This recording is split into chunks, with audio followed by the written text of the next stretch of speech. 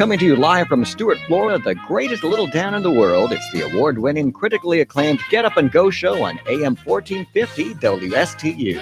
You're invited to call the show anytime at 772-220-9788. And now, broadcasting live from the palatial studios, here are your hosts, Evan and Bonnie. And at top of the morning to you, it is 6:07 on the Get Up and Go show. It is let's see here. This is Monday, Tuesday, Wednesday, Thursday, Friday, Saturday. I have no idea what day it is. It's Thursday. Does someone need a hug? Yeah, well, I do. What day of the week is it? Like I said, it is Thursday. Can I ask how many people are listening right now? We have thousands, sometimes in the millions, listening to this radio show.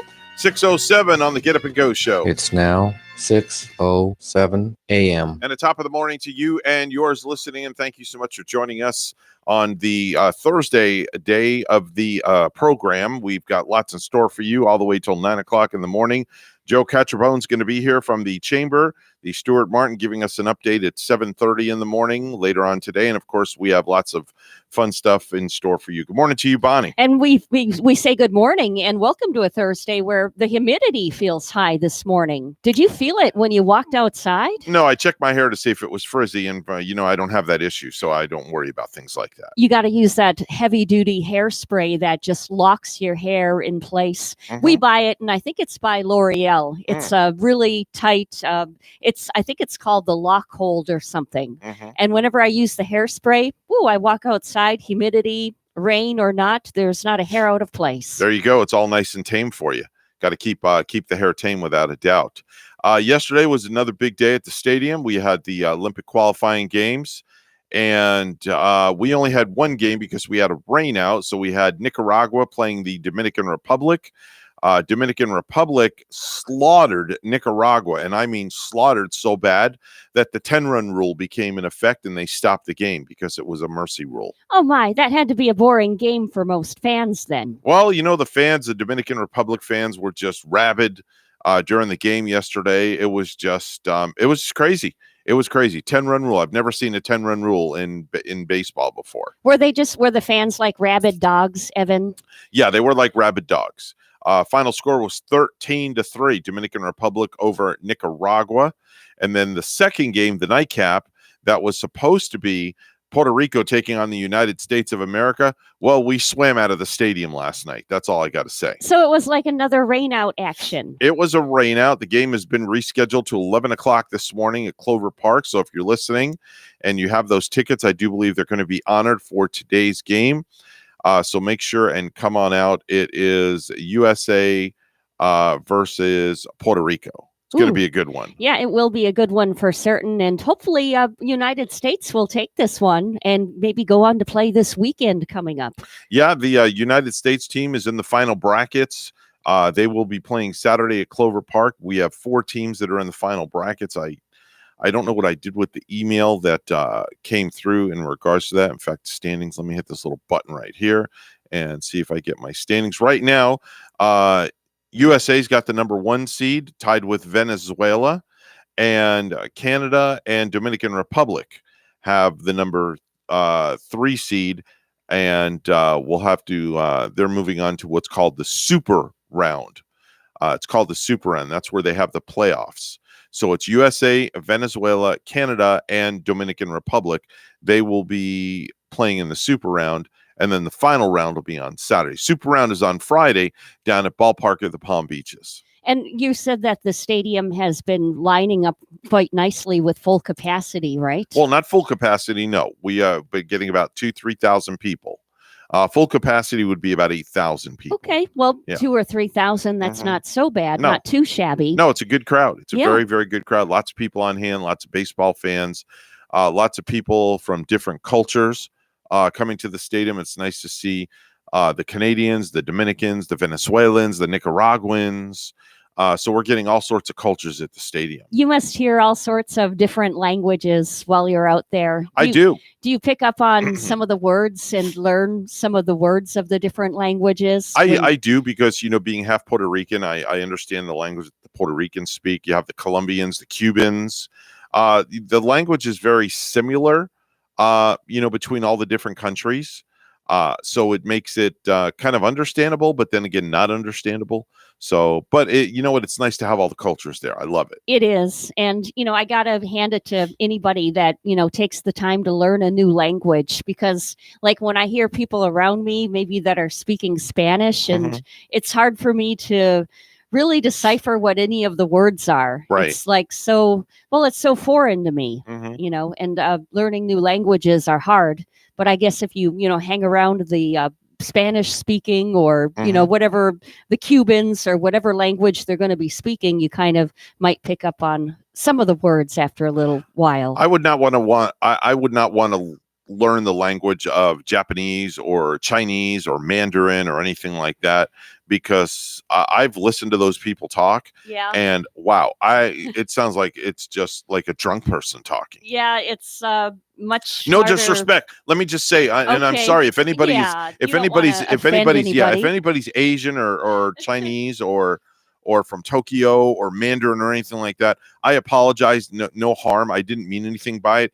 It's just it sounds like I don't understand it, because I guess the language, it's a bunch of it's like hodgepodge. Yeah.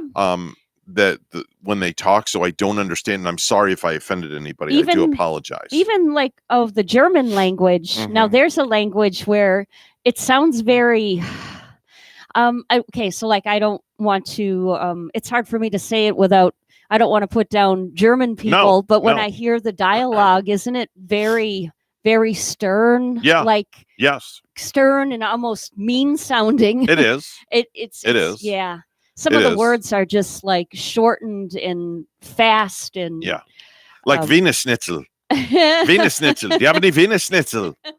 I'll take a Wiener Schnitzel. I'm hungry. Get me a Wiener Schnitzel. Oh, there was a lady. Have you heard of Shotzi Sylvia? No. Okay, like she's an old friend of mine. She's in Port St. Lucie, and we call her the German kind of like polka lady. She plays all of this great German music, and I believe she has an international show.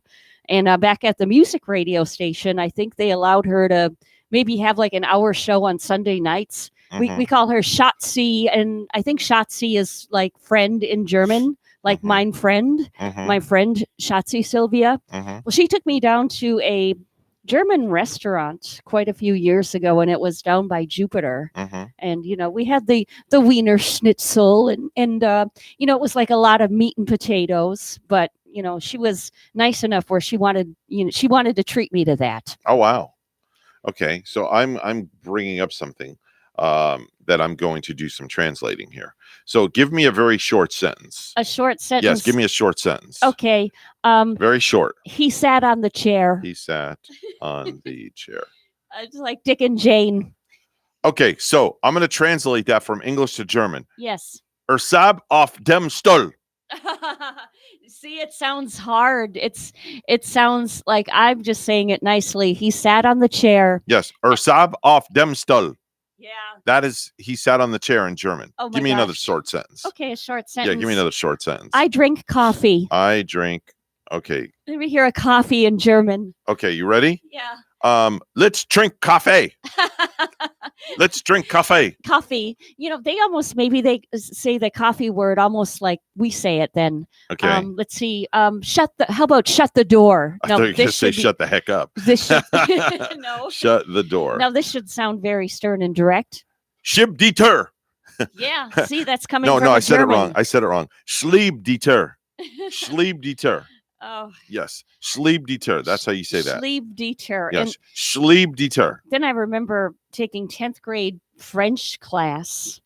And boy, French was a tough language to learn too.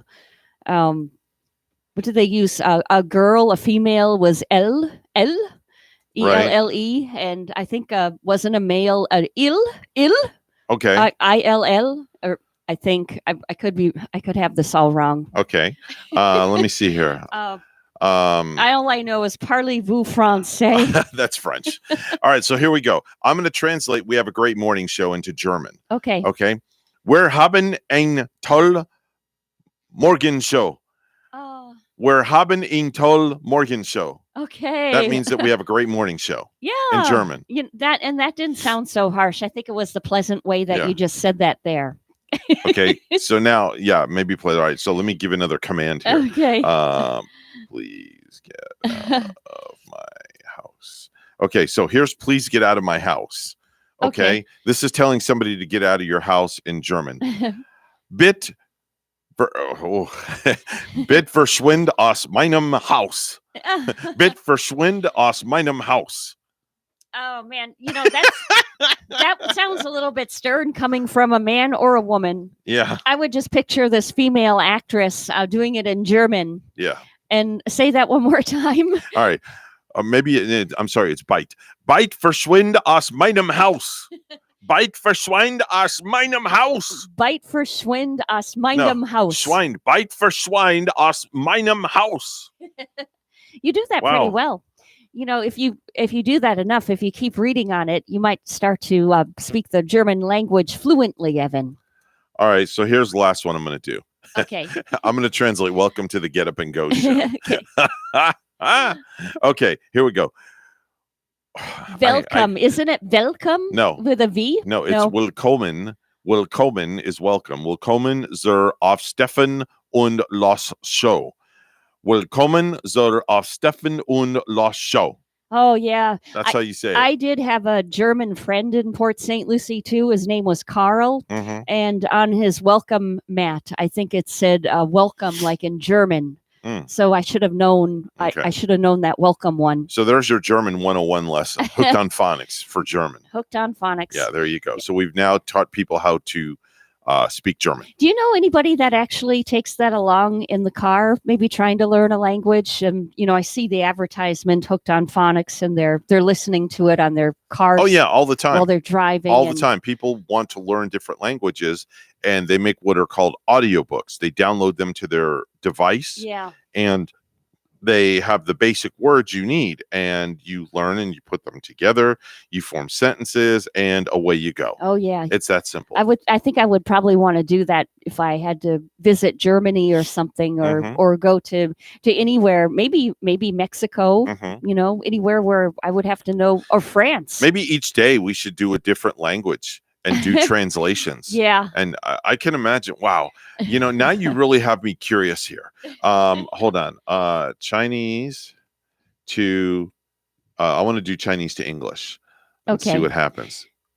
I don't think that's going to happen though, because Evan, you're going to be able to strike up languages with everybody at the baseball park in the Nicaraguan. I have a hard time. Nicaraguans. Right. And the Cubans, the Venezuelans. Did I say I want to do English to Chinese? Yes. English to Chinese. Okay. Let me see here what I get. English, type the text here. Okay. So how are you today? Oh, wow. Oh, boy. Is it really hard? Ni Jinting Guo de Zenmi Yang. Ni Jian Denkui. No, Ni Ji Tian Guo. Ni Jian. Wow. This is wow. Ni Jin Tian Guo. Ni Jin Tian Guo de Zenmi Yang. That's how you say how are you today. Wow. Ni Jin Tian Guo de Zenmi Yang. Okay, I'm looking this up to see what you're reading, and how do you say how are you? And oh my gosh, now I see what you're reading. Yeah, that's a lot of mumbo jumbo. Yeah. Ni Jing Tango di Zing Yang. That's pretty interesting. It is. Hold on, let's do please. It's leave my house. Kind of cool that you can go and do this and Google this. All right, so here's please leave my house in Chinese. Qing li kai wo de fangzi. That's how you say it in Chinese. Please leave my house. Qing li kai wo de fangzi. Oh wow, that's very cool. Here, let's see here. I was going. Oh, wait, I'm trying. I feel like I'm back in school again. I'm trying to find. It's time for news in Chinese. Okay. Let's see here. Okay, I found it. All right, so here we go. I'm going to do it. Okay. 621 on the Get Up and Go show. Shishukai Kan Shuini. It's all brought to you by Florida Blue, your local Blue Cross Blue Shield, helping families take control of their health for more than 75 years. And again, folks, we are not making fun of any language at all. Never. We're just trying to see how difficult it is. And we're finding it quite and difficult. It's quite difficult. So you know what? Props. If you are Asian, Chinese, or any of the other languages, props to you guys, because, man, that is a tough language to learn. It really is. Yes. CC. Anyway, Bonnie, what's going on? Well, a 14-year-old girl hurt in a shootout with deputies in Volusia County remains hospitalized in critical but stable condition. She was shot after she and a 12-year-old boy allegedly fired at deputies after breaking into a home in Enterprise where guns were stored. Indian River County Sheriff's Office deputies are investigating after they say multiple shots were fired inside an apartment complex in Vero Beach Wednesday evening. The incident occurred shortly before 5 p.m. at the Palms at Vero Beach apartment complex in the 1200 block of 4th Terrace. According to the Sheriff's Office, the shots were fired inside an occupied unit. Officials said the rounds went through the closed front door, a kitchen wall, and a cupboard, and through a window. Investigators are collecting suspect information, but said this is an isolated incident. There is no known danger to the general public. No more information was immediately available. It appeared on Wednesday that Facebook had activated former President Donald Trump's account months after it blocked the account. Wednesday afternoon, the official Facebook page for Trump was visible with posts from January 6. The last messages posted. Trump's Instagram account is also visible. Instagram is owned by Facebook.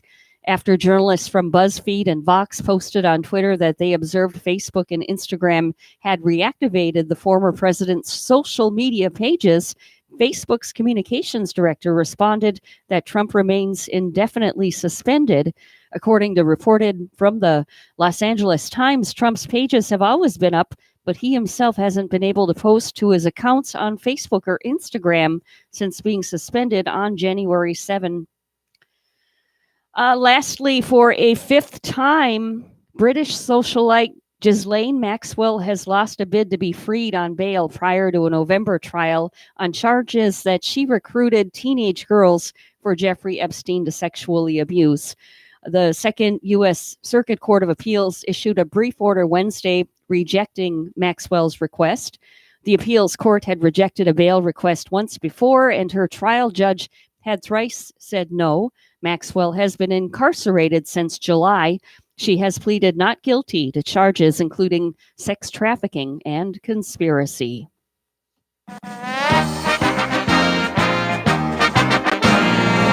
Hey, Kentucky Derby winner Medina Spirit failed his second drug test.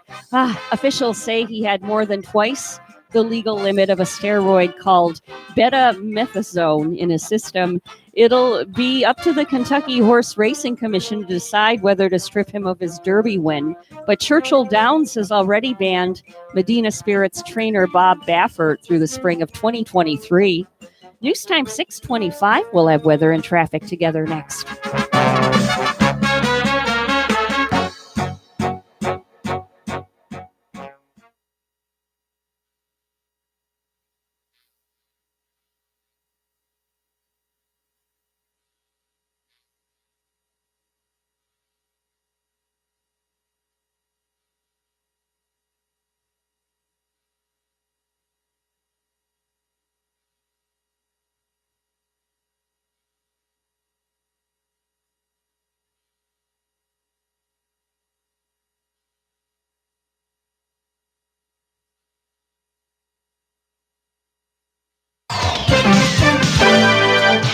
.626 on the Get Up and Go show on the Thursday morning edition with Evan and Bonnie. It's time for traffic and weather together, brought to you by Code Red Roofers. Bonnie? We do see an accident right here in Martin County. This one is in Hobe Sound on I-95 northbound. This at mile marker 97, Hobe Sound. A vehicle crash with injuries is seen northbound with no roadblocks showing. St. Lucie County, the roads are looking fine at this moment. And that's your latest look at traffic. And Stuart, we're getting a few rain sprinkles here this morning. It's humid and 74. And in Ronda, Spain this morning, it's 72. Here's more on our weather at WPTV. Happy Thursday, sunshines, waking up to temperatures in the low to mid 70s. Some showers possible towards the coast with some pockets of bigger downpours. This afternoon, mid to upper 80s, partly sunny skies and a 50% chance for scattered rainfall. Most of the activity moving inland as the day goes on. Still can't rule out a chance for a stray shower or storm moving towards the coast. Tonight, temperatures down to the low to mid 70s with a few passing showers. Tomorrow, highs in the mid to upper 80s with a 40% chance for scattered showers and storms. Over the weekend, lows in the mid 70s, highs in the upper 80s with a 30% chance for showers and storms. I'm WPTV First Alert Meteorologist Katya Hall on WSTU AM 1450, Martin County's Heritage Station.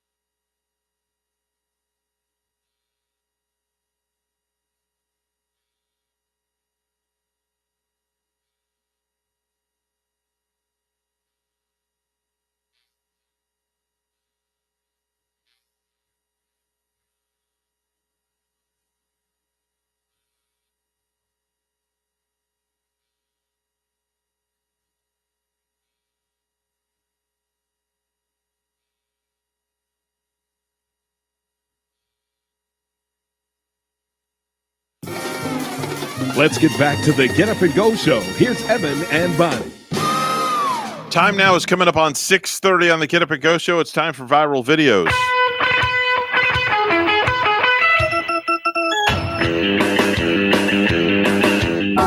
So there's a throwback video that's out there from the People's Court that's making the rounds.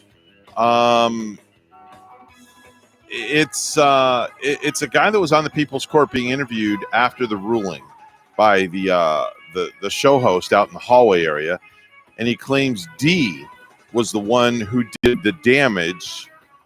And when the interviewer Kurt Chaplin asks him who that was, the guy basically says that the guy that did it, whose name is D, says that he's nuts. Okay, but you have to listen to the whole clip. Okay. And you'll understand it. Well, it's good to see you alive. Yes. I don't know. Maybe this guy was on something. Maybe D hit him. Who knows? He was calling you the suspect in the court. You see? I don't know. Like I said, D hit him, so it wasn't me. Maybe. What's D? He's nuts. This guy's crazy. D what? Huh? D's nuts. Harvey? The key here is you cannot try the same issue in Hey, that was People's Court. That was People's Court. But that guy, nuts. That guy interviewing him didn't look like Doug Llewellyn. No. Doug Llewellyn, remember him? Yeah. Yeah, he's not the normal guy that interviews afterward. No. But D, he was basically saying that D is crazy. Yeah. And he said D's nuts. D's nuts. Yeah, D's nuts. How do we know if D is a guy or a girl? Well, it doesn't matter because D's nuts. Yeah, exactly. Exactly. Now, there's a whole bunch of these.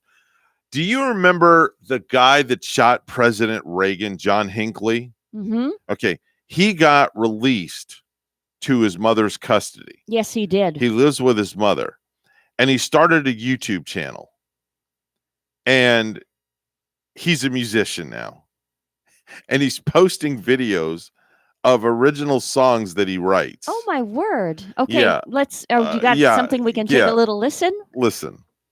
Hello again. This is another original song of mine. This is John Hinckley, the guy that shot the president. There ain't nothing wrong with the rain. So bad. It is good to wash away the pain. So bad. Let the angels lead you to the light. Wow. God. Everything is gonna be alright. So that's just one. Hey, but you can't blame a guy for trying, right? I don't know. I mean, it's just this guy's just not right. I mean, we do have the freedom to do this now with yeah. YouTube and everything going on. Yeah, all the social media. This one, this next one that he did, he makes an attempt. Is it going to light my fire? No, but he makes an attempt to cover Elvis Presley's "Can't Help Falling in Love with You." Oh no! Oh yes.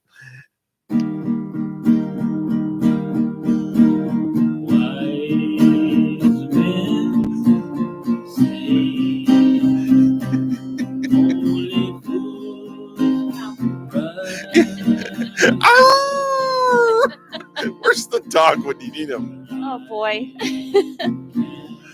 Oh my gosh. It's bad, isn't it? Poor Elvis is rolling around in his grave right now. Well, at least he didn't destroy my favorite Elvis song. I mean, that one hasn't always been my favorite. Now if he would redo Suspicious Minds or Kentucky Rain or something like that, I would just be like, I'm not sure. I got to do one more. Here's him doing a cover of Bob Dylan. How many roads must a man walk down before you call him a man? Listen, how many seas I'm just beside myself. before she sleeps in the sand? I would love to get Jeff's take on this if Jeff is listening. Well, he's a little bit better than me. At least he can strum a guitar. Yeah. I don't even know how to strum a guitar or carry a tune. Now, he did do a couple of original country songs. He's got an original country I wonder song. what Denny Artachi would say about this. I'll have to ask Denny about this. Oh, gosh.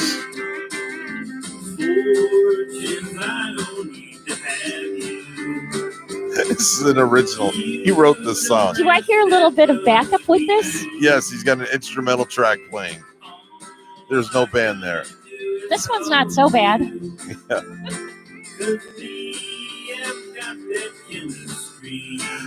Yes, coming to a stage near you. I kind of like the way John Hinckley he started tour. the song with that nice country little spirit. The slide guitar. Yes. Little slide guitar in the background. Oh yeah.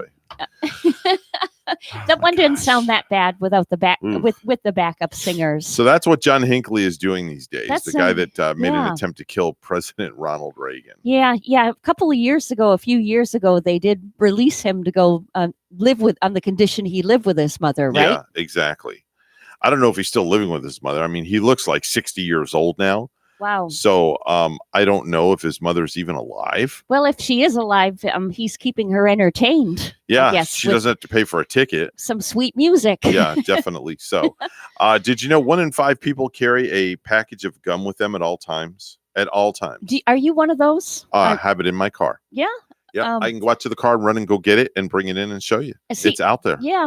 I rarely do that. I'm not a gum chewer at all, so I will never have a stick of gum on me. I think it pulls out your fillings, so I shy away from it. Speaking of running out to my car, Mm-hmm. yesterday, was it yesterday? Yeah, When I came into work, it was raining, so I parked in front. Did you park there this morning? Yeah, I parked this morning because it was thought so. drizzling a little bit. Oh, yeah. Yeah. So I parked in front, and then I got out of here yesterday, and I went to the parking lot out back to go to my car and leave, and my car wasn't there. And I thought my car got stolen. What? Not remembering that I parked out front. Okay. All right. You forgot at that moment. Yeah, I forgot at that moment because I was in a hurry. I had to get to the stadium yesterday. And I went out to the parking lot out back, and I'm like, oh my gosh, my truck's gone. Whoa. Where'd it go? And I'm thinking, holy crap, somebody stole my truck. So I was getting ready to call 911. Oh my gosh. And I just had like a senior moment. Yeah. And then I remembered that I parked my truck out front of the building. You know, Evan, I did that before too, where I parked at the front of the building here facing US 1. Yeah. And then I forgot that I parked there, only to walk out in the back of the building parking lot to say, oh yeah. But I was like, oh yeah, that's what I did. That I was had to scary. park in front this morning. That was pretty scary. Did you know the average couple spends 10 minutes a day talking about work? 10 minutes a day talking about work. Oh yeah. That's about right. Rachel and I usually have conversations about work. Yeah, I think that sounds just about right. Maybe more even. Now maybe, this maybe is more interesting time. coming up here. Did you know that 1 out of every 200 people in the world have an extra rib in their body? An extra rib. I've heard that before. So how many ribs does a human body have? I should know this from anatomy. Yeah, you should. I'm gonna How many guess. ribs? I'm gonna guess. I'm gonna say 73. I'm gonna guess 232. Okay, can you Google that for me? 200. The vast majority of people are born with 12 pairs of ribs for a total of 24. Oh wow, we're way off. Did I really say 232? Well, look how much I said. Jeez. You said how many did you 73. say? 73. Yeah. You were a little bit above that energy too. Yeah, I was above that, and you were way above that. Oh yeah. You could have had like 30 people inside one body with that many ribs. The exception to this anatomy rule are people born with specific genetic anomalies. These can take the form of too many ribs or too few ribs.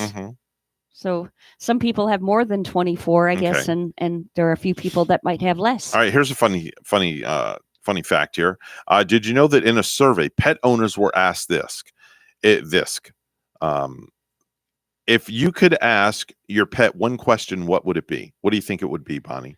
One question, if you could ask your cat, what would it be? Are you feeling okay? Okay. Yeah. That's not right. I would care. I'm concerned about their health. Are they feeling okay? The number one question is, do you like your food? Oh.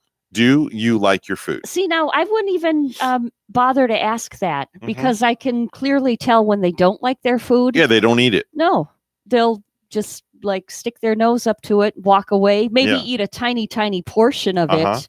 And they look finicky. Cats are finicky. Right. So, do you like your food? No, that wouldn't be a question I would want to ask it if that would be my only one. Okay. Now, this next thing is so not right. Did you know that if you have more than one child, you probably do a load of laundry every night or every morning? So that's one load per day. Now, in my household, we do one load of laundry a week per person. So that's 3 loads a week, not every day. Yeah. That's a lot of laundry. That's a lot. Yes, it is. You have no kids in your house. How often do you do laundry? Oh, we have kids on the weekend. Right. And then I can tell that my laundry piles up more. We're doing laundry at least four times, maybe more a week. Okay. Yeah. Wow. I mean, we do it often. Did you know that women playing the piano is the sexiest talent a man can have? You mean it's sexiest to a man's eyes? Let me read this again. Did you know women say that playing the piano is the sexiest talent a man could have? So women think that guys are really sexy if they play a piano. Now, I've always thought the guy to be sexy when he plays a saxophone. Oh, okay. Yeah. All right. I like to see a woman on a set of drums. Oh, do you? Banging away at things. A good lady drummer. Oh, yes. man. I have a friend that's a lady drummer named Sherry. She plays in a band called Euphoria. Actually, Denny Artachi knows her also. And man, this girl can beat down a set of drums. Her name is Sherry. Huh? Sherry, yep. And she's married to my kid's godfather, Tony. Okay. Yeah, and she can beat a set of drums. Euphoria, they play around here then? They're a wedding band. Okay. Yeah, they're a wedding band, and they play in some of the nightclubs down in Fort Lauderdale. Did you know that in a survey, lottery players were asked what they would do if they ever won a big jackpot? The number one answer was start their own business. Number two was get a divorce. Get a divorce? Get a divorce. I wouldn't get a divorce. I would grab him by the arm and say, hey, let's take a trip around the world. Yeah, get a divorce. Get a divorce. That's all they want is get a divorce. I came unplugged here. Let me get plugged in. I can't see that. Like, it's so Grady that, people are with somebody for years and then they run into a little bit of money and then they turn the cheek. Yeah. I don't want to be that person, man. Did you know that a majority of women say they would rather not have to participate in staff photos at work? Women do not want to participate in staff photos.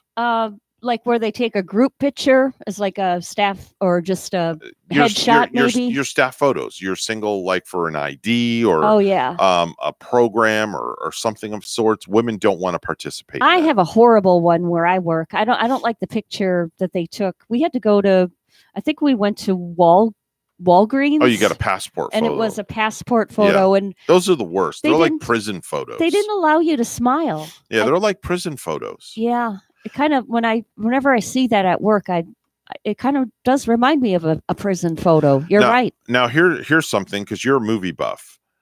Did you know that only 1 in 15 people who watch a movie watch the credits at the very end?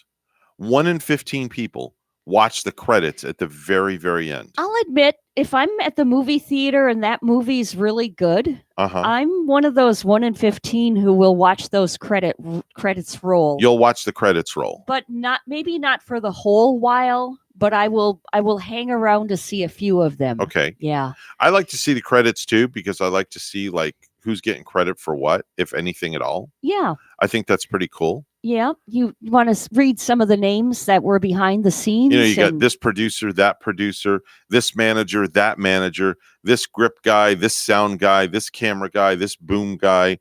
I'm surprised they don't put the bathroom attendant's name on there. Yeah. They kind of did it in reverse when I watched the little bit of the Friends reunion the other night. Right. And they showed they introduced a few of the producers of the show. That thing where you see Mark Good Todman Productions. Oh, Mark Goodman Todman. Yeah, it's a Goodman Todman production. But that's not who they are. But and for the life of me, I can't remember the name of the producers. But they introduced them, and because we watched Friends throughout these years, and we haven't met anybody behind the scenes who's doing the actual producing. What really gets me is you try to read the credits at the very end. Yes. And they're going so damn fast. They do, like, some of them. Just like that. They whiz by. So what I do is, like, when I record my shows and I want to see the credits at the end, I'll like pause and I'll read. I'll pause and I read, and I'll pause and I'll read and pause and read, pause and read. Like that. And this way I'll be able to check out the credits. But man, some of these shows. Yeah, they sputter right by you, don't they? Yeah, definitely so. Some of the credits are just flying. That is true. Yeah, definitely so. Without a doubt. Let me see here. It is 6:44 right now. And we're just going to dive right into news. It's all brought to you by St. Lucie Jewelry and Coin. For the best deals in town on any type of precious metals, it's always St. Lucie Jewelry and Coin. Make sure and visit Hawk Levy. Tell them we said hello. Here's Bonnie with the headlines. Good morning, Bonnie. Good morning, Evan. Florida has a new $100 billion state budget, its biggest ever. Signing it in New Smyrna Beach, Governor Ron DeSantis says the budget supports the state's students and teachers, law enforcement, and other first responders, and protects the environment and the state's most vulnerable residents. In a way that has the lowest per capita tax burden of any state in the country, and that has what will probably be $10 billion in reserve. Florida received $10 billion in federal COVID relief funds, which helped prevent any cuts in education and healthcare spending. We need Florida's help. That was the message from the Biden administration on Wednesday as it pushed a new initiative to boost vaccinations. WPTV's Capitol reporter Forrest Saunders has more. Devin Johnson is one of many Floridians who hasn't gotten around to getting a shot. Personally, I haven't got the vaccination yet. I don't know why I'm waiting. The North Florida college student just hasn't found the time, despite seeing the benefit. In order for us to get back to where the normal, we need to be vaccinated. The Biden administration now targeting guys like Devin, trying to motivate them with a national month of action to reach their July goal. The more people we get vaccinated, the more success we're going to have in our fight against this virus. Biden's new effort includes free childcare options for those getting shots, extended hours at pharmacies, increased vaccine education and outreach, plus a bunch of incentives from corporate sponsors like free beer, airfare, baseball tickets, or groceries. So this month of action is making sure that it's even easier to get the vaccine. Florida native and Assistant Press Secretary Kevin Munoz saying it's vital Florida participates. Florida, the vaccine is both safe, effective, and it's our ticket back to normal. The latest data, however, shows the state could be doing better. Florida is pretty much middle in the pack. Epidemiologist Jason Salemi saying only 55% of Floridians 15 and older have had at least one shot. Even at double the current rate, Florida won't get to 70% until October. We've still got a lot of people who can come out and take advantage of one of these COVID-19 vaccines. And so that's our big challenge right now. The onus now on Devin to make the difference. Perhaps this month of action will include a change in schedule. My family's making me do it, so I have no choice. So yeah, whenever I get around to it. The St. Lucie County Health Department and world governing body of baseball and softball teamed up on Wednesday to offer the COVID vaccinations at Clover Park. WPTV's Derek Lowe has this story. Peanuts, Cracker Jacks, and now COVID vaccines. Local healthcare leaders helped turn Clover Park into a vaccination site, administering doses between games in the Olympic baseball qualifiers. I'm just so excited. I'm so excited. Thank you so much. I mean, having the vaccine is just the best. It doesn't hurt whatsoever. The clinic, hosted by the St. Lucie County Department of Health and the world governing body of baseball, supplied 300 doses of the Johnson & Johnson shot, an effort even the rainy weather couldn't stop. No, I saw it and it said, you don't have to go to the game. 65-year-old Roberta Hubert says that she had been searching for the J&J for quite some time. I would have taken any of them, but as I said, I wasn't allowed to take the other two because of my allergies. We figured vaccinating at a large sporting event, especially one as prestigious as an Olympic qualifier, would be a great way to garner lots of spectators. Across St. Lucie County, nearly half of the eligible population has received the vaccine. We are not at herd immunity yet. The virus is still active in our community. I knew it was going to happen today. I knew it. I knew it wasn't going to be turned away. In Port St. Lucie, I'm Derek Lowe, WPTV News Channel 5. Federal authorities say a ring of Venezuelans living in South Florida and Mexico stole hundreds of thousands of dollars in U.S. government stimulus checks from people who were struggling financially during the COVID-19 pandemic. Jesus Felipe Linares Andrade, age 34, was charged with conspiring to steal government money and identity theft, the Miami Herald reported. Federal prosecutors said as many as 4 other co-conspirators, originally from Venezuela, may be added to an indictment. The indictment said Linares and the unnamed co-conspirators are accused of stealing the stimulus checks and cashing them by using fraudulent identification documents, the Herald reported. Lastly, 2 high school sweethearts in England who broke up 20 years ago recently got back together, got married, and the guy proposed with the same promise ring he gave her when they were 15. Arizona Diamondbacks pitcher Madison Bumgarner is set to undergo an MRI after leaving his start against the New York Mets on Wednesday in Phoenix with left shoulder discomfort. Manager Torey Lovullo said Bumgarner lasted just 2 innings, his shortest outing since August 9 of 2020. He allowed 5 earned runs on 8 hits, and his ERA climbed to 5.73 as the Mets won Wednesday 7-6. News time is 6:50. We'll have weather and traffic together next.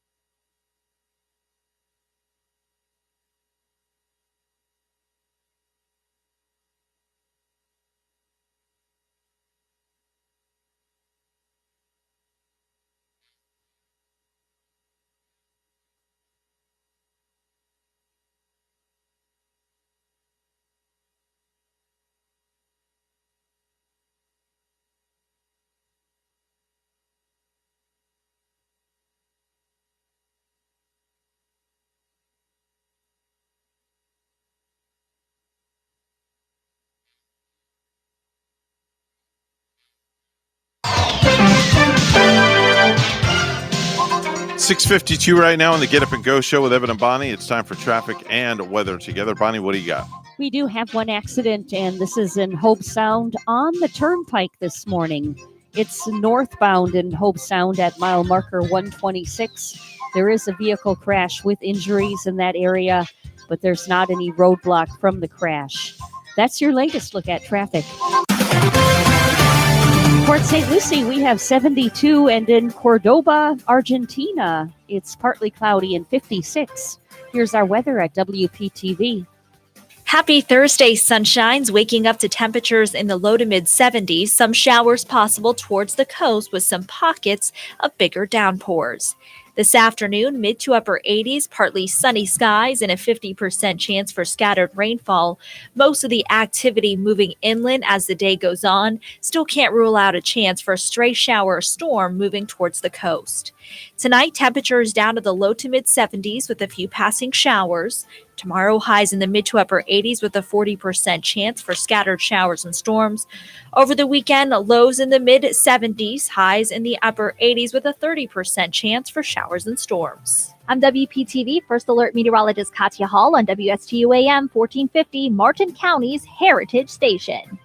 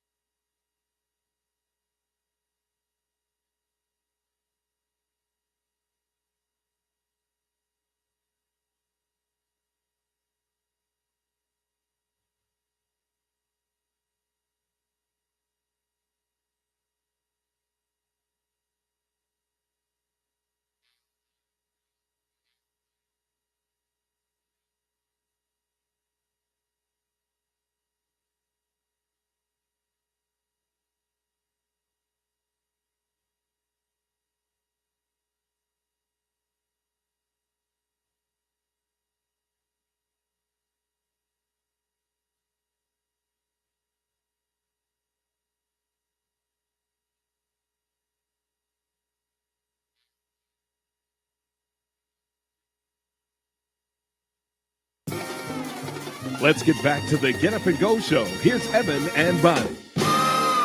It is 6:58 right now, coming up on 7 o'clock. News is going to be here in just a little bit. Hour number 1 down, hour number 2 around the corner, and then hour number 3 is around the corner of the other corner, Bonnie. Yep, and right around the corner, I guess at 7:30, Joe Katchenbone is going to be joining us too. Yeah, Joe Katchenbone's going to be here from the Chamber of Stewart Martin County, giving us an update of what's been happening. Our good friend Phil, who sits in with us from time to time, just released his latest episode of Phil's Notebook. You can search that up on YouTube as well. Going to give him a little shout out and a little plug there to help his little channel along. So if you enjoy some David Letterman kind of themed comedy, that is exactly where you want to be. You'll enjoy that very much so. Yeah, he does a really nice job with that. We're going to take a short pause. Snowy. We're going to take a short pause for the cause and step back and let the news kick in here. After the Get Up and Go Show band is done playing, we're WSTU Stewart, Martin County's Heritage Station. The news is coming up next.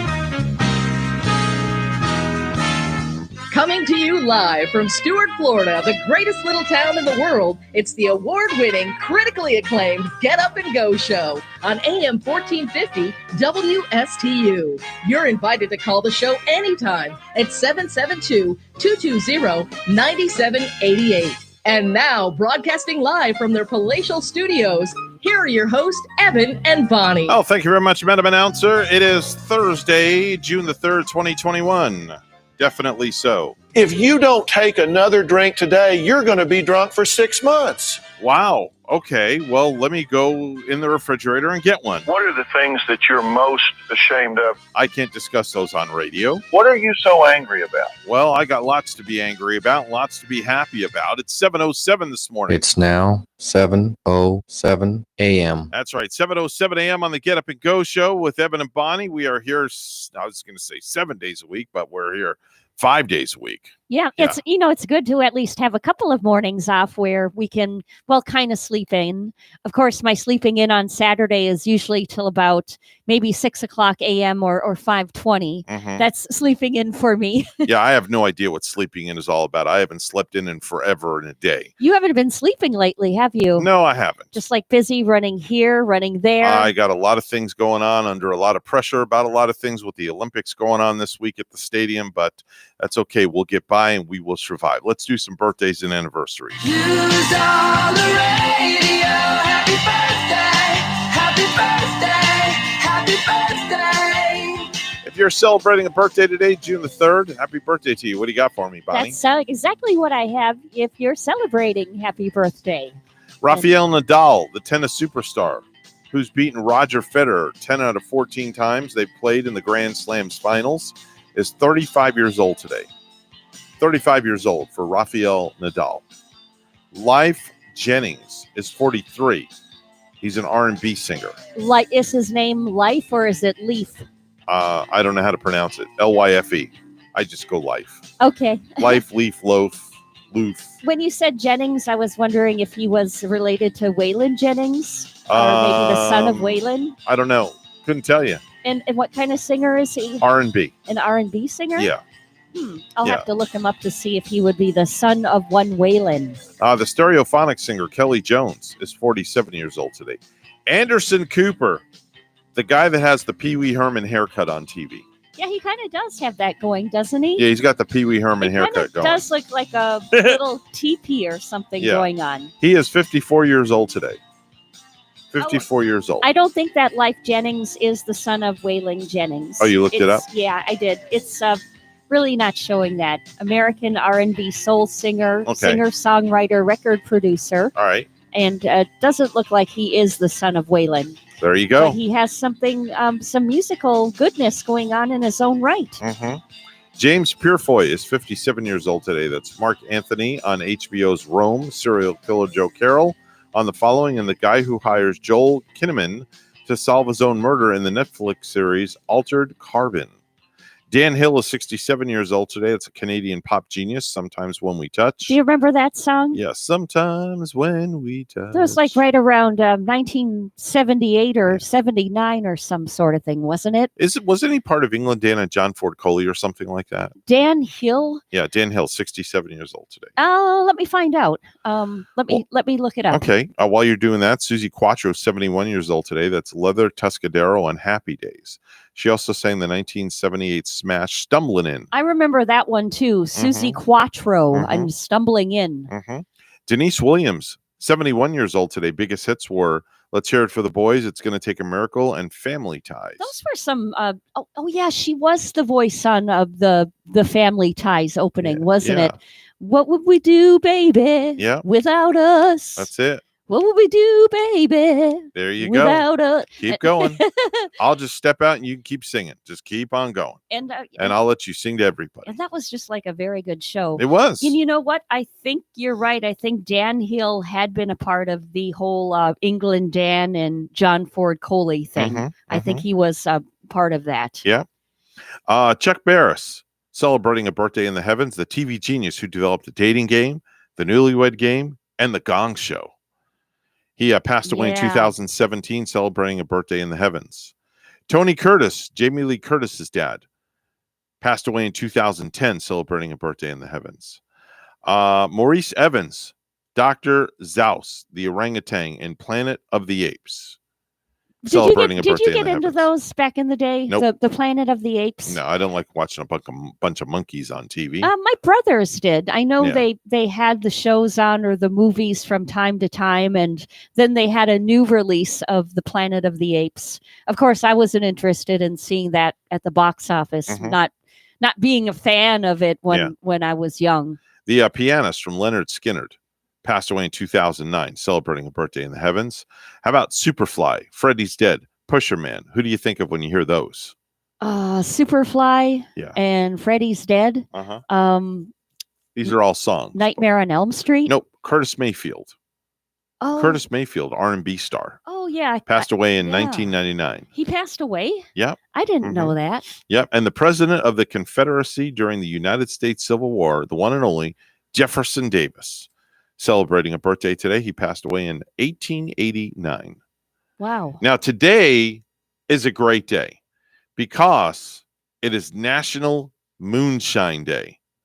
Today is National Moonshine Day. Are they going to be serving any moonshine No. out at the ballpark today? Absolutely not. In, Nope. in honor of this? Nope. Just No. beer and mixed drinks and things like that at the Jim. We have a Jim Beam bar out at Clover Park out in left field. You do? Yeah, Jim Beam bar. I didn't They know serve they all sorts of goodies out I didn't there. know they served any hard liquor out there. Yeah. I can never remember that being. Oh yeah. Only beer and dogs and sodas, I Oh, yeah, thought. we got everything out there. Wow. You'd be You surprised. guys got it going on. We got a party going on I remember being to like a thing where they had a VIP party out there. there. Uh-huh. And I can't remember what the occasion was for, Mhm. but it was, I swear to gosh, it was like one of the best VIP parties I've ever been to. Definitely I mean, the feast was, the food and the drink was really, really good. Food is astronomical. Our food at our ballpark is top notch. That's all I got to say. Yeah. It is yeah. top notch. If I can eat the ballpark food, you can eat the ballpark Yeah. food because I'm real picky. 17 days until Father's Day, 31 days until Independence Day. And let me see here. I know. Can you believe we're only like a month out from July 4th? Yeah. And at least I get that Sunday off. We found out that July 4th falling on a Sunday this year. 66 years ago today in 1955, the 7-Year Itch was released in New York, starring Marilyn Monroe and a subway vent that blew up her skirt. Aren't some of those old movies just really kind of fascinating? They're pretty cool. Yeah. I loved seeing, we watched not too long ago, James Dean in Rebel Without a Cause. And you watch some of those old movies and you just think of, maybe they were lower on money. Maybe they didn't have as many props and maybe they didn't go on location as many places, but they still made these movies look so good for the old day. For sure. Hi, good morning. You're on the air. Who do we have the pleasure of speaking with? Well, of course, it's an absolute pleasure to talk to me, Philly B. Yeah, that's right. The pleasure's all mine. As it should be. How you doing? Doing good. So I was actually talking about your YouTube channel, and your show premiered last night. Yes, it did. I actually watched it. Wow. Yeah. No wonder it rained. Well, I fell asleep about halfway through. No, I'm just kidding. Well, that doesn't surprise Just me. teasing. You and everybody else. No, your show is good, especially when you bring a little Snowy on your piano. Yeah, she had a lot to do on the show. On that one. Nice. Like Family Feud. Nice. So, but yeah, So you're right, Bonnie, about those movies. It's amazing what they did back then with what they had. Oh yeah. Crazy. We were it's amazing too what they did with we saw some Popeye reruns the other day, and this is from when they made Popeye in the 1940s. And so I'm thinking this was back when my parents were only like teens or tweens, and these Popeye episodes were actually done really, really well. But this is when the cartoon artists had to draw every single page and sequence of the movement. And you think that the time and effort they put into, getting this cartoon, and it was put together really well. I mean, you watch it and you don't even think any pages are moving with all of these, skilled artists having to draw every little single thing in detail. Well, look at the old Superman cartoons from the 40s. Those things are beautiful. I'm talking about just absolutely beautiful. Yeah. I mean, the animation for the day and time and of what they put together, even with the old, say, like Rudolph the Red-Nosed Reindeer and some of those old Christmas specials with the claymation and the story they created and the realism, how it looked so real. It's just amazing what they could do. Now, how come you're not out walking Snowy this morning? What's up? I already walked her. Oh, you did that already. Oh yeah. She when it's wet outside after a rain, she does it. She for whatever reason, all of a sudden she goes, "Oh, I better drop this and go back home." And she did. So is Snowy like a little prima donna? Oh. Yeah, she is. She doesn't like it when it's wet outside, and she doesn't like to go outside when it's wet. Yeah. Or when it's raining, I should say. So dogs can be prima donnas. My Dalmatian Deva back in the day, I used to take her walking, and I would want to take her down by the lake. That's that lake that's across the street from the post office in Port St. Lucie, like on Midport. Lake Nog. And is that what it's called? No. I mean, I don't know Lake the name of it. I would believe you because I never even heard the name of it. But anyway, she didn't like to go down by the lake. She had to walk like a princess down the sidewalk. She didn't want to get her paws dirty. Yeah. So we walked her and prancing right down the sidewalk for show. She was like a little show dog, Wow. Okay. Yeah. Did Snowy pee on a tree this morning? No, she doesn't. We had this conversation. She squats. Oh, she squatted. Oh, yeah. Snowy's a boy or a girl? I don't remember. Snowy's a girl. Okay. How could she be on a tree if she's a girl? Well, remember we had this whole Squat on a conversation with tree. G too, because I even asked him. I said, "Well, do you stand up or do you squat?" And he goes, "Well, it depends on the day." Who did you ask that to? Well, it depends on the day. But no. Who asked? Did you ask someone that, or did somebody ask you We that? asked G that on the radio, Mr. one G. time. I thought, Yeah. wow, man. And how did Okay. he respond? He said, depended on the day. Okay. That sounds like something G would say. Yeah. Very and interesting. And he said that, what was it? 'Cause we were saying that we found out that boy dogs squat sometimes. They do. And he said that's because they get confused because they're hanging around the girl dog too much. That's what G said. Exactly. When did G say this? This was about a year ago when we did the simulcast with him with the Blended Show. Oh, wow. Okay. Yeah. All right. That's when he said it. Well, I think G may be in with us next week. I'm not sure because I think Ray is taking a couple of days off, so I think we may have a blended show next week. I'm not sure, so we'll have to revisit that topic if he's here. I'll bring it up. Yeah, please do. I'll make a note of it in the iPad. Yeah, please do make a note in the iPad. Yeah. Are you going to be with us next week at all? By the way. I'm probably will. I just got to get my day off. I haven't even looked at the schedule because I had such a busy day yesterday. You sound like you work as much as I do. About the time I got home, I sent out the text and then posted on the Facebook page for Phil's Notebook and then my Facebook page about the show is premiering and everything else. Mm-hmm. I was literally eating a hamburger and doing all that at the same time. I'm glad you got to eat dinner because you know what I had for dinner last night? What? Vanilla pudding. Oh gosh. Yeah, that Vanilla was it. pudding? Yeah, that was it. 1 cup of vanilla pudding. That's that was it? my dinner You're on a diet then. because I got home so late and I didn't want to eat heavily because the game got rained out, so I had to stay and lock everything up. I basically just had like a vanilla pudding and I was done. Should have just had a yogurt. If you're Well, gonna do that. what can I say? Or you could just share the dog food bowl with your dog there. Oh, okay. I like vanilla yogurt once in a while. Just, plain vanilla yogurt. It's pretty good. So, she's playing Jane today. Yeah. Yeah. Well, maybe Bentley will call. Who knows? Playing Jane. Me and Bentley could get together and eat some yogurt I together. got to teach Bentley to put jelly on his toast. Yeah. He's got to Oh, put. boy. Speaking Good of luck on jelly, I that. need to buy some strawberry preserves. I am all out. Wow. Yeah, I'm out of jelly, and I'm Now, out of yogurt. Are you a jelly guy or a jam guy? I like strawberry preserves. Okay. Yeah, I like the strawberry preserve. Me, I like to jam. Yeah. I like Yeah, to I'm a- jam on it. Yeah. Bonnie likes to jam. I like to gel. Oh, good Lord. I know. But jam on it. Boom. There we go. Anyway, hey, we got to run. We got to get to news. So we will talk at you later. Thanks for calling. And it's brought to you by Phil's Notebook. No, I'm just kidding.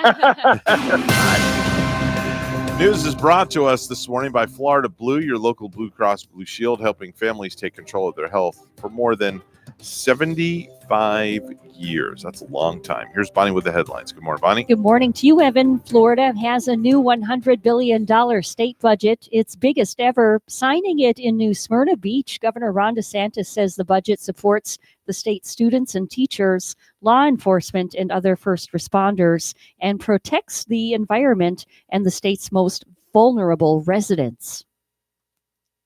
But does so in a way that has the lowest per capita tax burden of any state in the country, and that has what will probably be $10 billion in reserve. Florida received $10 billion in federal COVID relief funds, which helped prevent any cuts in education and healthcare spending. Indian River County Sheriff's Office deputies are investigating after they say multiple shots were fired inside an apartment complex in Vero Beach Wednesday night. The incident occurred shortly before 5 p.m. at the Palms at Vero Beach apartment complex in the 1200 block of 4th Terrace. According to the sheriff's office, the shots were fired inside an occupied unit. Officials said the rounds went through the closed front door, a kitchen wall, and a cupboard, and through a window. Investigators are collecting suspect information, but said is an isolated incident and there is no known danger to the general public. No more information was immediately available. A Tampa man is pleading guilty in connection with the insurrection at the U.S. Capitol. According to court documents, Paul Hodgkins entered the Capitol at approximately 2:50 p.m. on January 6th, along with hundreds of others who'd stormed the building, disrupting the process of counting electoral votes related to the presidential election. Prosecutors say Hodgkins entered the Senate chamber, took a selfie, then walked toward a group of people who were shouting and cheering with a bullhorn. Hodgkins pleaded guilty to one count of obstructing an official proceeding. He faces the possibility of 20 years in prison and a $250,000 fine. Sentencing is set for July 19th. I'm Reed Shepard. For a fifth time, British socialite Ghislaine Maxwell has lost a bid to be freed on bail prior to a November trial on charges that she recruited teenage girls for Jeffrey Epstein to sexually abuse. The Second U.S. Circuit Court of Appeals issued a brief order Wednesday rejecting Maxwell's request. The appeals court had rejected a bail request once before, and her trial judge had thrice said no. Maxwell has been incarcerated since July. She has pleaded not guilty to charges including sex trafficking and conspiracy. Administrator Bill Nelson's State of NASA address includes a cameo appearance by Captain Kirk. Why does NASA exist? Why do we exist? Why does life exist upon this strange and lonely planet? How did we arrive and for what reason? In a short video, actor William Shatner said NASA exists to probe that mystery. Lastly, a private college in Ohio called Wilberforce University had its graduation Saturday for its class of 2021 and 2020. And during his speech, the president of the university announced that they were forgiving all of their student debt.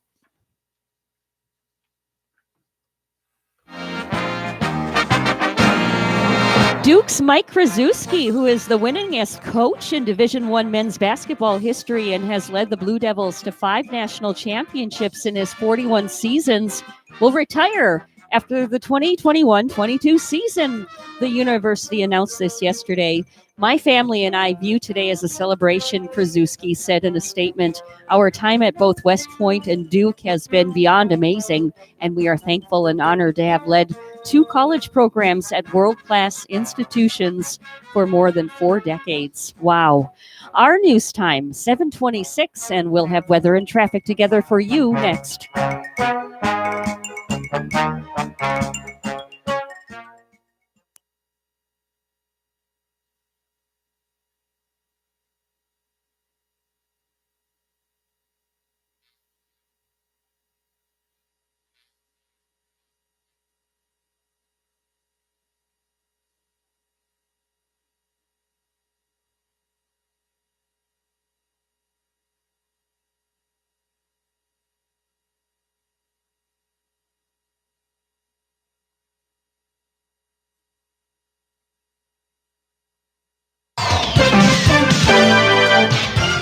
7:27 right now on the Get Up and Go show with Evan and Bonnie. It's time for traffic and weather together, all brought to you by Code Red Roofers. Bonnie? Well, it's a nice clear ride here on a Thursday morning, so we're not finding any slowdowns or tie-ups on US 1.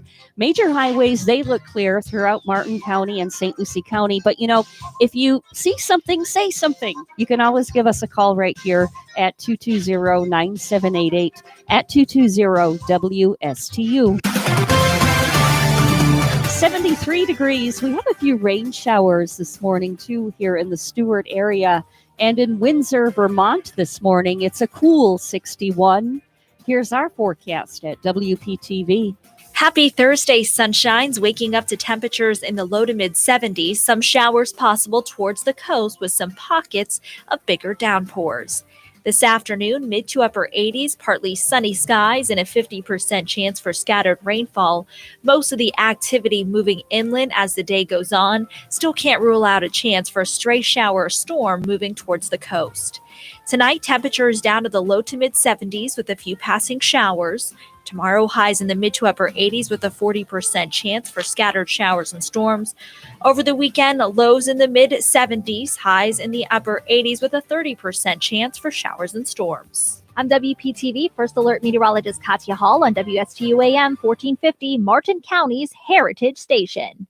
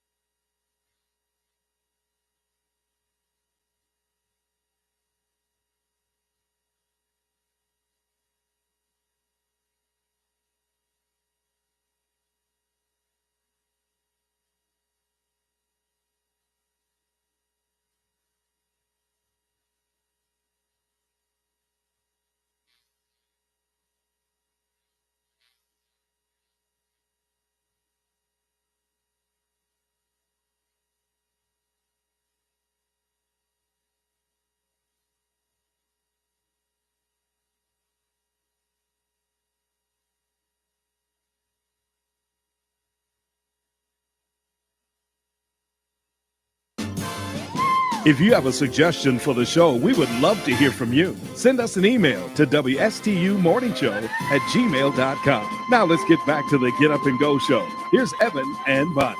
7:31 on the Get Up and Go show with Evan and Bonnie, and it's time for our weekly visit with the president of the Stuart Martin Chamber of Commerce, which is the place that you need to be if you have a business. That's all I can say, whether it's any type of business that you can fathom, imaginable, of course, legal, that is. You want to make sure and join up with the Stuart Martin Chamber of Commerce and Joe Catrabone and his organization. Top-notch, 5-star, all the way from networking to breakfast to business after hours. The possibilities are endless. And of course, my favorite is that monthly Morning Joe that we have, where we feature many businesses on the program that talk about what they do, and we get to take over their Morning Joe. And speaking of Joe, Joe's on our line right now. Hi, Joe. How are you? Good morning, Evan. Bonnie, how are you? We're Thanks for pumping me up. Well, you pump me up every Thursday morning. I get pumped up for the week coming That's how I work. No liquor needed to get you pumped up. We do it right here on the radio, free of charge to you, as a matter of fact. That's right. Thank you for that. Oh, it's our pleasure. Bonnie, I wanted to mention to you, Waylon Jennings has a son. He does, and is his name Shooter Jennings or something? Shooter Jennings. Shooter. It just came to me, and there was he's made a couple of records, but he's living in the shadows of a legend. It's pretty tough. But he had a couple of records. They aren't bad, but he's there's no Waylon Jennings. He's a legend. It's kind of like maybe you can liken it to Julian Lennon living into the shadow of his father, John Lennon, when Julian did come out with a solo career of his own quite a while back. Yeah. The only one that I'm sure there's several, but probably in country music, Hank Williams Jr. probably has achieved the most success of any child of a famous singer. I think there could be others.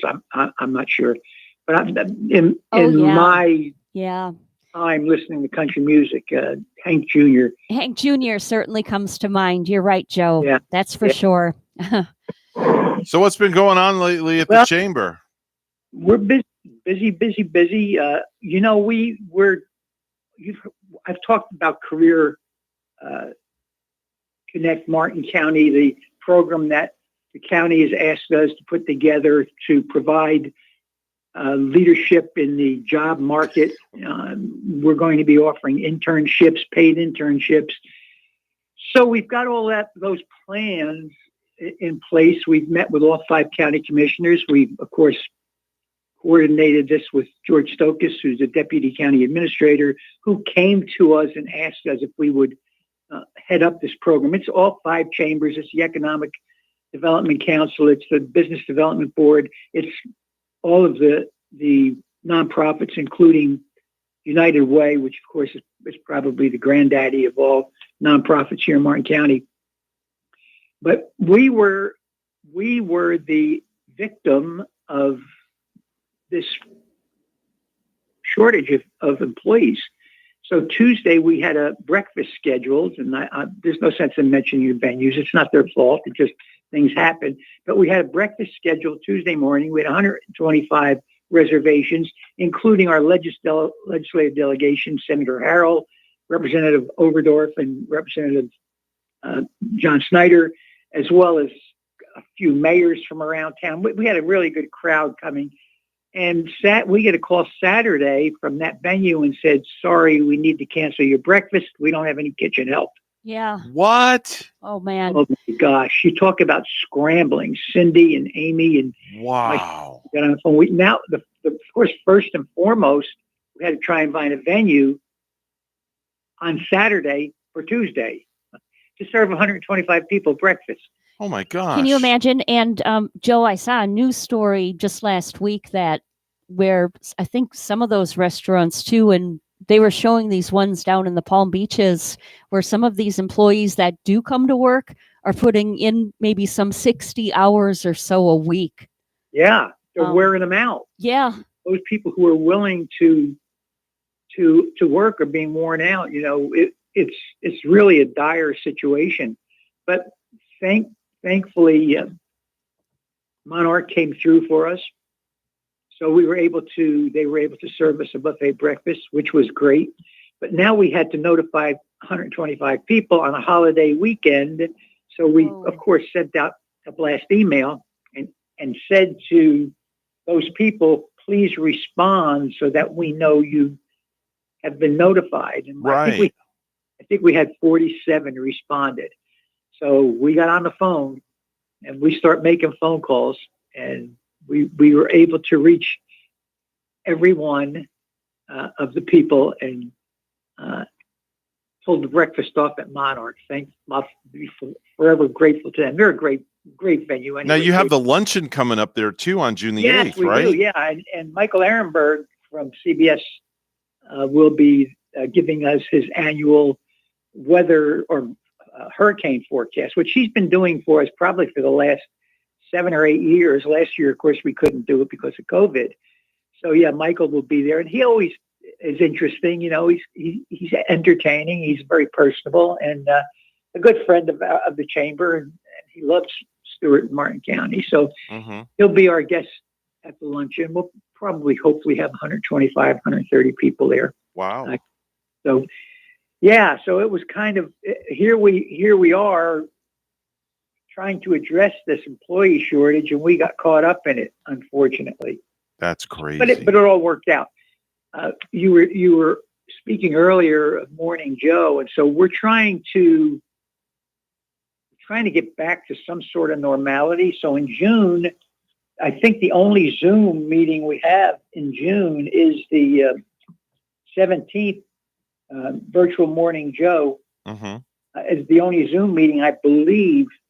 We do have the 30th, on June 30th, we have our local transportation committee meeting, which will be Zoom. But we have got 1, 2, 3, 4, 5, 6, 7 live events in June. So we're getting more and more participation from our members, and it's loud and clear that they're ready to come back to live meetings. It's really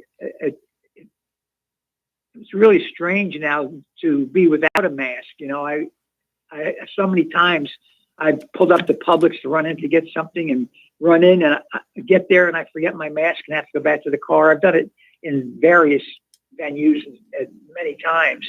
So now you can walk in without a mask. It seems weird. It does, doesn't it?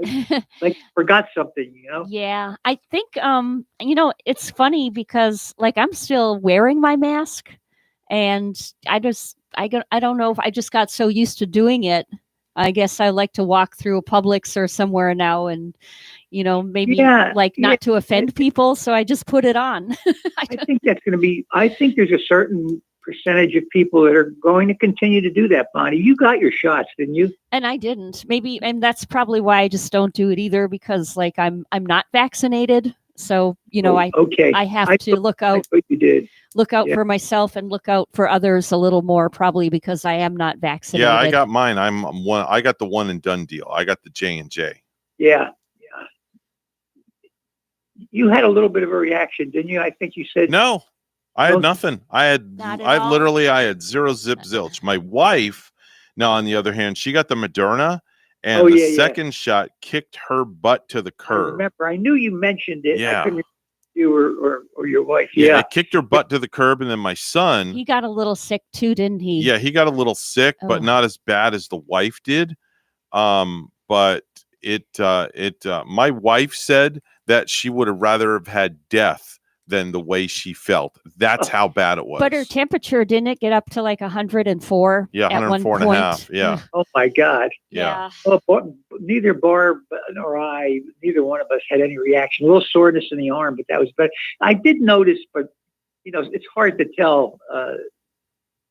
I felt a little bit tired, but that could have been just normal. But nothing that I could point a finger to and say, "Oh my God, I had to get 12 hours sleep" or something like that. But other than that, there was nothing.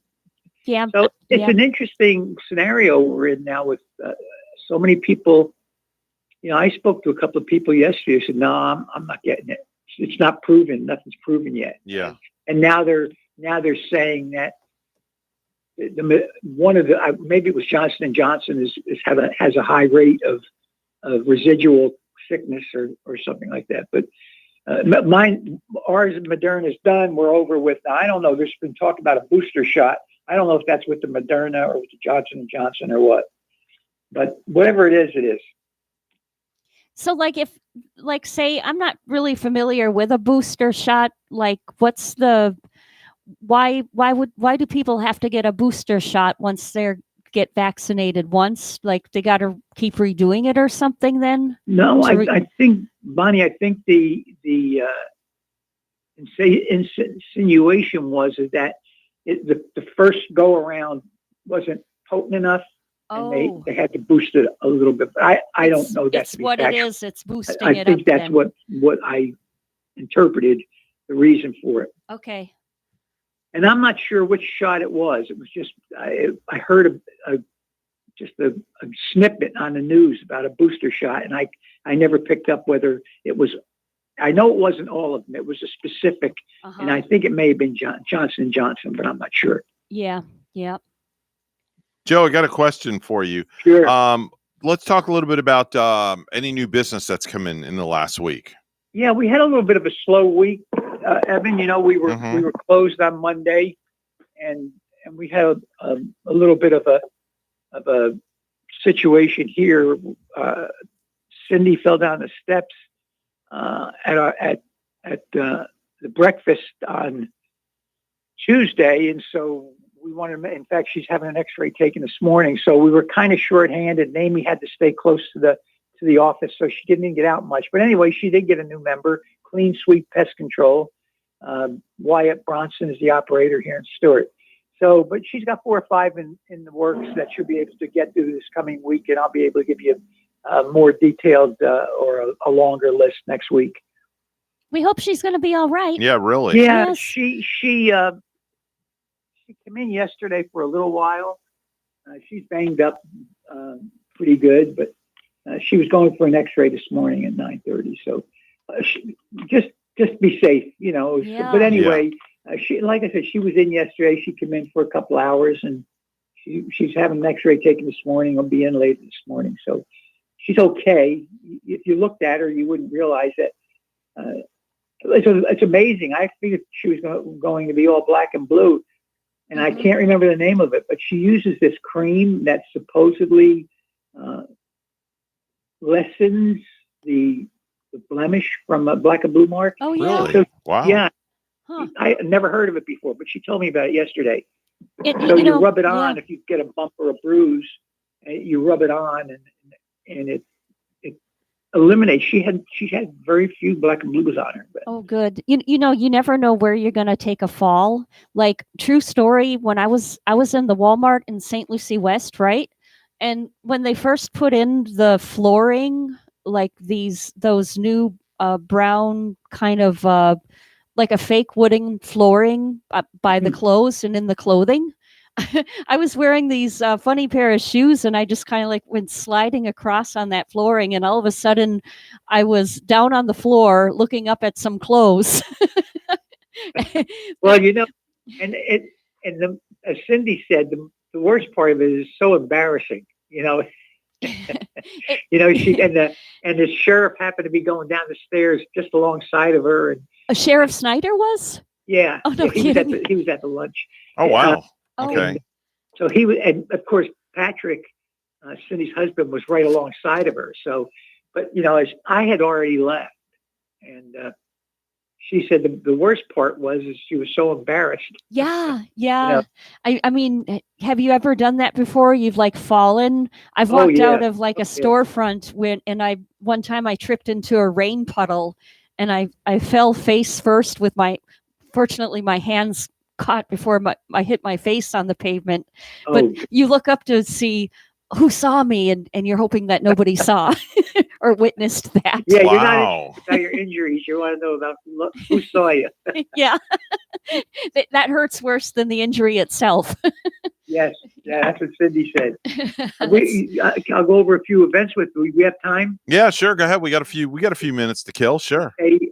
Next on the 8th, next Tuesday, we have a networking breakfast at Harbor Chase in Stewart. On the 9th, we've got a luncheon at Monarch. And as I mentioned earlier, Michael Ehrenberg from CBS Weather will be there doing a update on their predictions for the hurricane season. Everybody's going to be wanting his autograph, Joe. Man, Yeah. when we had Steve Weigel one year at the Hurricane Fair. Oh my gosh, he was like Mr. Popularity. There were people standing and forming a long line just to get Mr. Weigel's autograph. Well, he's been with us before, so I'm not sure. I think almost everybody, but we went through that with him early on when he first started doing the reports for us. Yeah. Then on the 15th, we've got a networking breakfast at Club Med.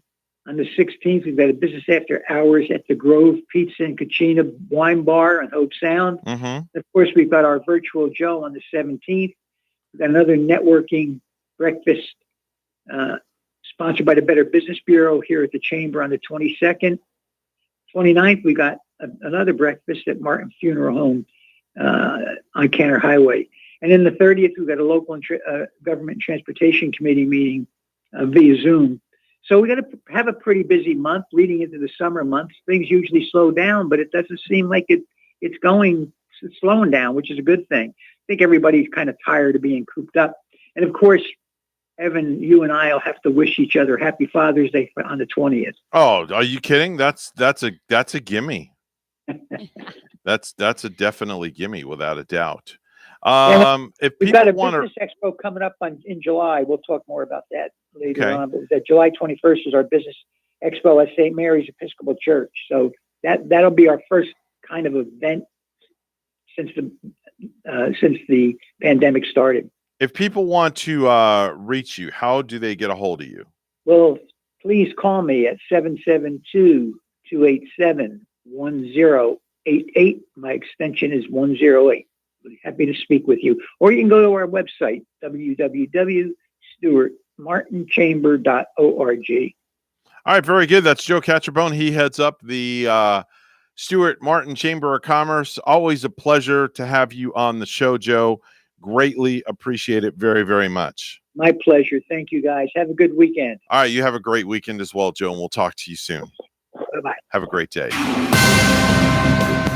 7:48 right now in the Get Up and Go show with Evan and Bonnie. It's time for news, all brought to you by St. Lucie Jewelry and Coin for the best deals in town on any type of precious metal.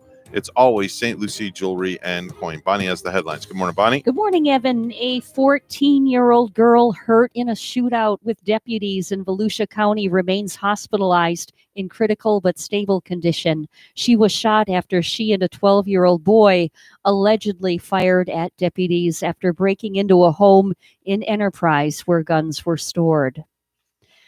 We need Florida's help. That was a message from the Biden administration Wednesday as it pushed a new initiative to boost vaccinations. And here's WPTV's Capitol reporter Forrest Saunders.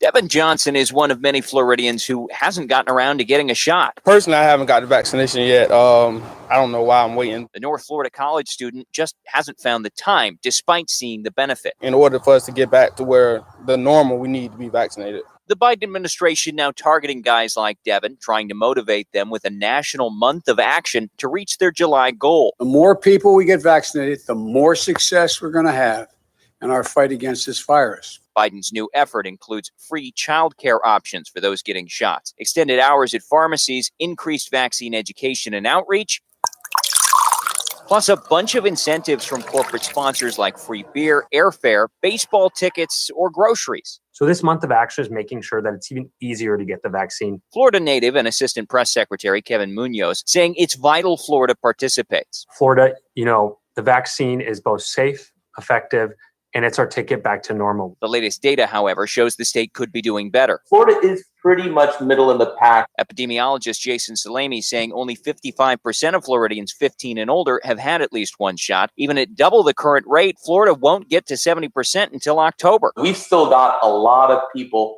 who can come out and take advantage of one of these COVID-19 vaccines. And so that's our big challenge right now. The onus now on Devin to make the difference. Perhaps this month of action will include a change in schedule. My family's making me do it, so I have no choice. So yeah, whenever I get around to it.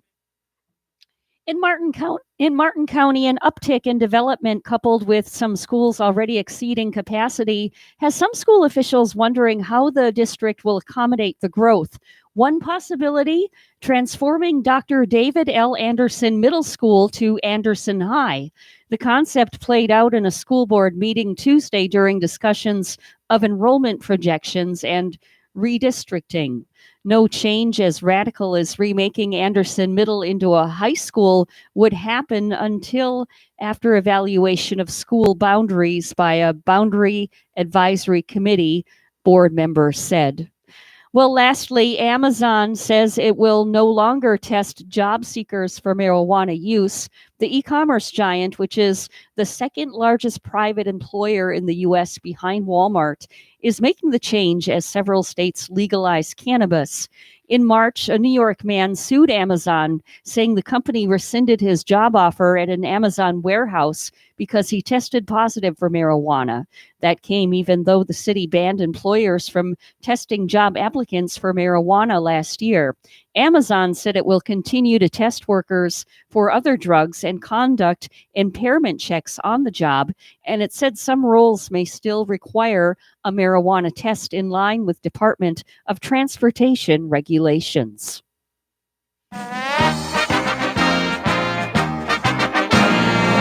The Tampa Bay Lightning look to take a commanding 3-0 lead in their second-round Stanley Cup playoff series when they'll be hosting the Carolina Hurricanes tonight.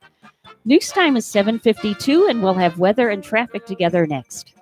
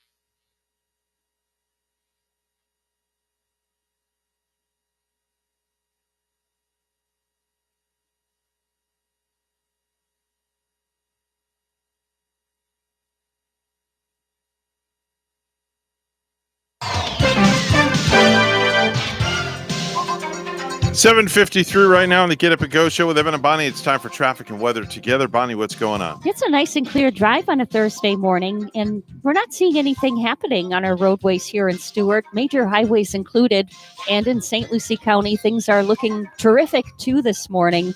No accidents, slowdowns, or tie-ups. There's your latest look at traffic. It's 74 right now in Port St. Lucie, and in Clifton, New Jersey, it's a cloudy 60 degrees. Here's more on our weather at WPTV.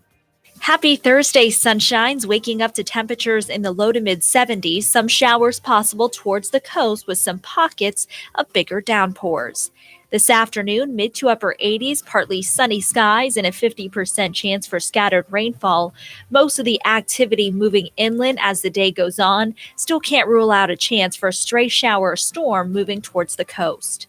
Tonight, temperatures down to the low to mid 70s with a few passing showers. Tomorrow, highs in the mid to upper 80s with a 40% chance for scattered showers and storms. Over the weekend, lows in the mid 70s, highs in the upper 80s with a 30% chance for showers and storms. I'm WPTV First Alert Meteorologist Katya Hall on WSTU AM 1450, Martin County's Heritage Station.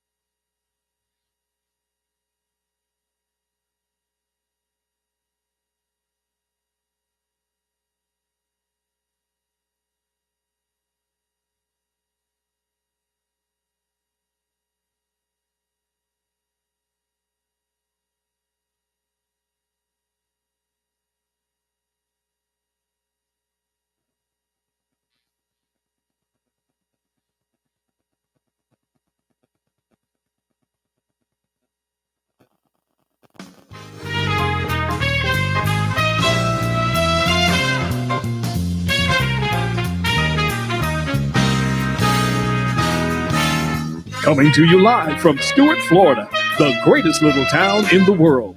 It's the award-winning, critically acclaimed Get Up and Go show on AM 1450 WSTU. You're invited to call the show anytime at 772-220-9788. And now, broadcasting live from their palatial studios, here are your hosts, Evan and Bonnie. Well, thank you very much, Mr. Announcer. It is Thursday, and we are one day closer to the weekend. Today, I'm going to do something special for you. Well, you're going to do something a little special for me. Well, I want to know what it is. Why are you here so early?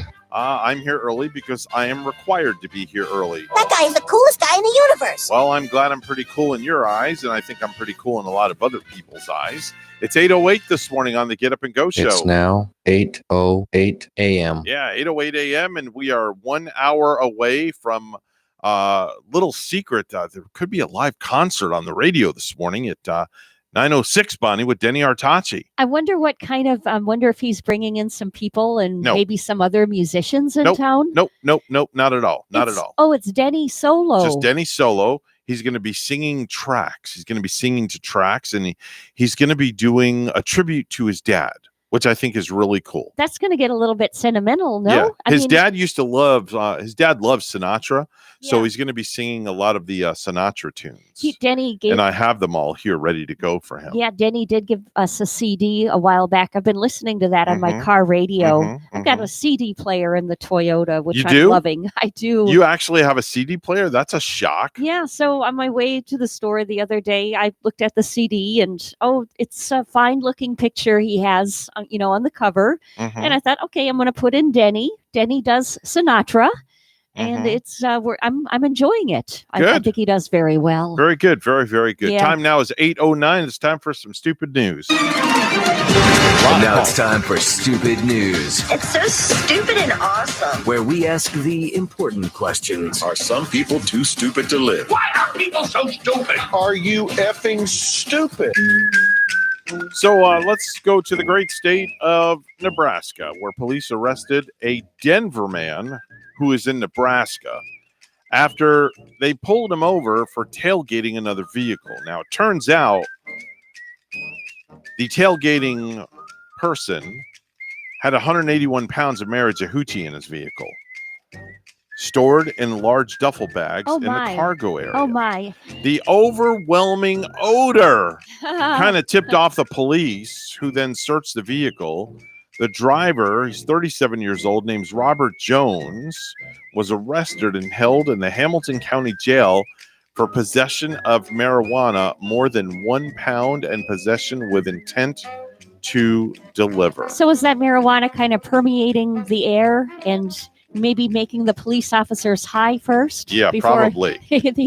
They arrested him. It was fermenting, kind Yeah. of like a dead body. It was fermenting. Oh. You could smell it for miles. Yeah. Can they arrest somebody, or can police pull over tailgaters? Do they usually once in a while will they pull over? Yeah, that's somebody probable cause. Tailgating? That's probable Yeah. cause for following too closely is the statute. Yeah.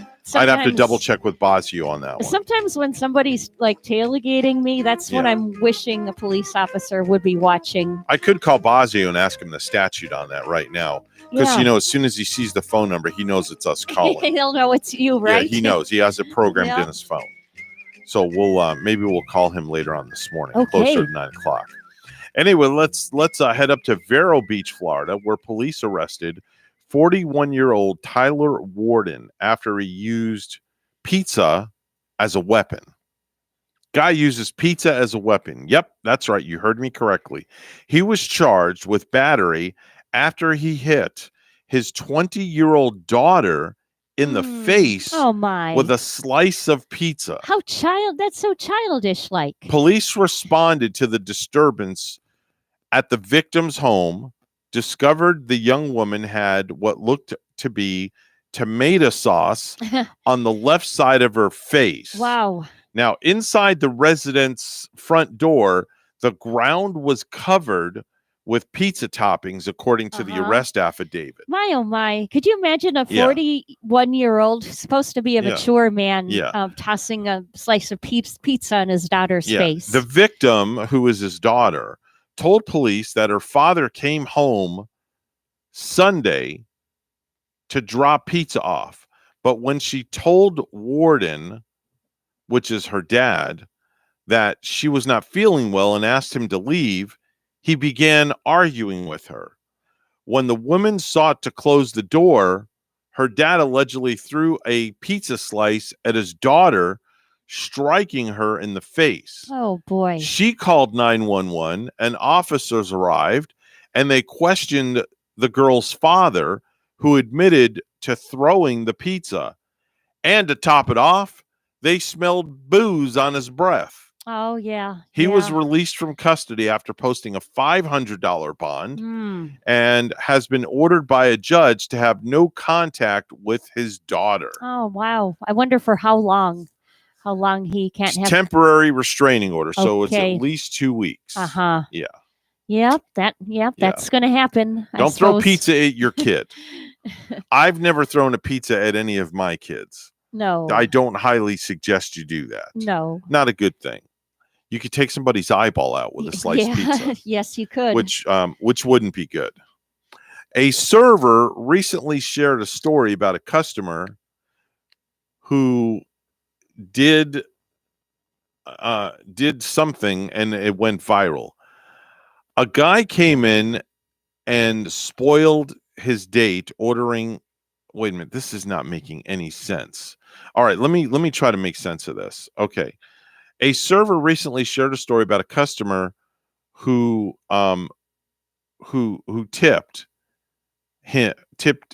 her very well, and something happened, and the story went viral.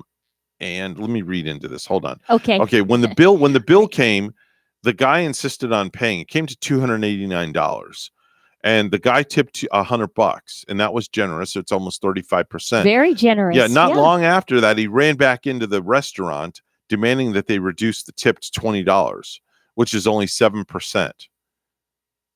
So he tipped well. He leaves. He comes back. He changed his mind. Yeah, he changed his mind. He was being a jerk about it. Oh, I tipped too much. Give me some of that back. Yeah. Like, is that what he did? Yeah, and he said that if they didn't go through with it, that he'll dispute it with his credit card company. The server obviously wasn't happy and didn't like being used as part of a show for his date. So she followed the guy out and ran up to the guy's car, tapped on the guy's window, and then in front of the date, the server says, "Sir, if you want to reduce your tip from $100 to just $20, you'll have to sign the new receipt." And she said the date was stunned. And she ran out of the car and left the guy hanging. Okay, so he wanted to look like a high tipping Casanova. Yeah. to sway a lady. Yeah, exactly. Yeah, I guess I don't blame the waitress for kind of like running out and doing that. I would be annoyed too by it. Yeah, kudos to the waitress for having the gall to run out and tap on the guy's window. That's right. Yeah, kudos to that waitress.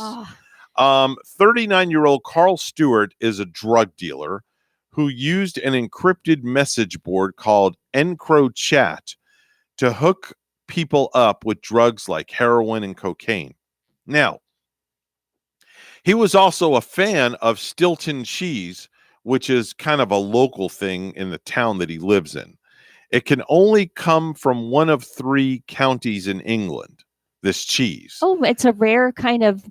Probably a kind of an expensive cheese, I would gather. And for whatever reason, he posted a photo of himself holding a wedge of the cheese on the message board.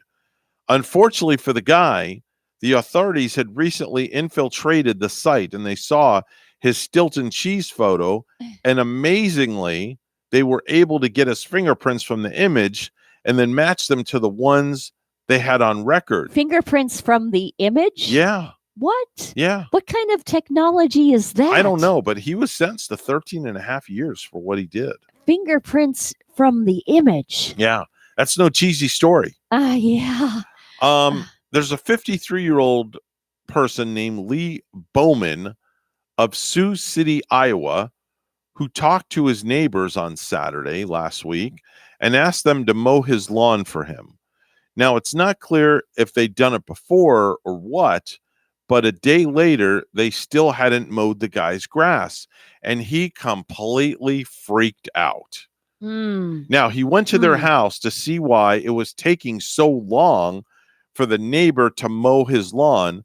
Then he stormed off and stole the registration sticker off of their car for some reason because he was ticked off at them.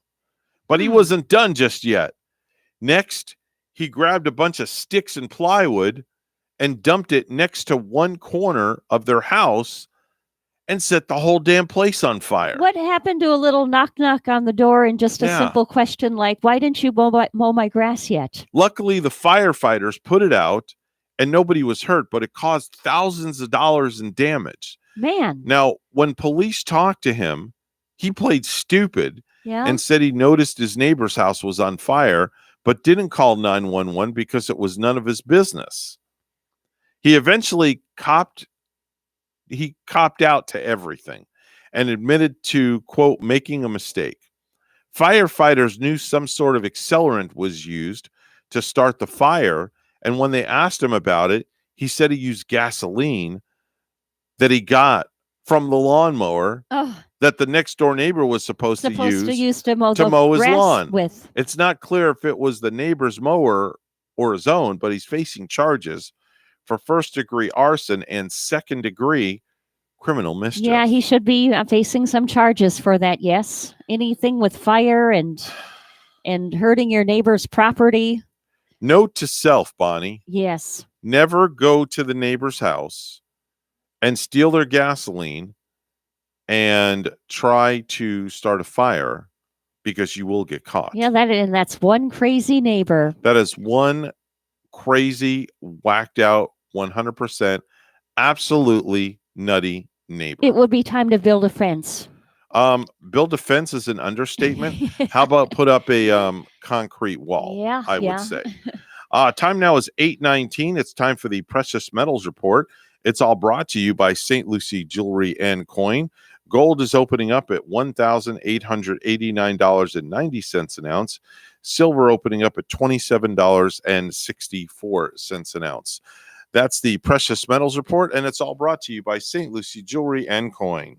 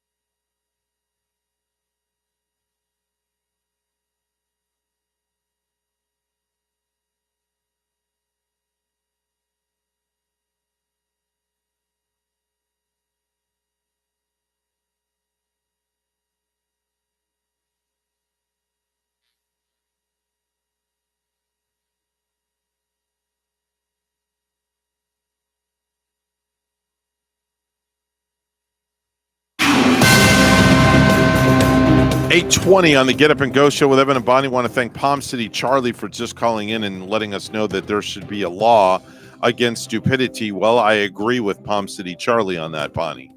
Definitely should be a law against stupidity. A new law, yes. Yeah, it's time for news brought to you by Florida Blue, your local Blue Cross Blue Shield, helping families take control of their health for more than 75 years. Here's Bonnie with the morning headlines. Good morning, Bonnie. Good morning, Evan. Florida has a new $100 billion state budget, its biggest ever, signing it in New Smyrna Beach. Governor Ron DeSantis says the budget supports the state's students and teachers, law enforcement, and other first responders, and protects the environment and the state's most vulnerable residents.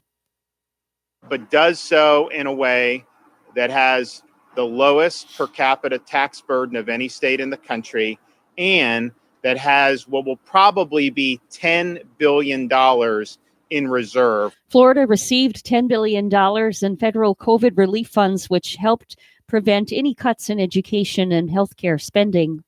The St. Lucie County Health Department and World Governing Body of Baseball and Softball teamed up on Wednesday to offer COVID vaccinations at Clover Park.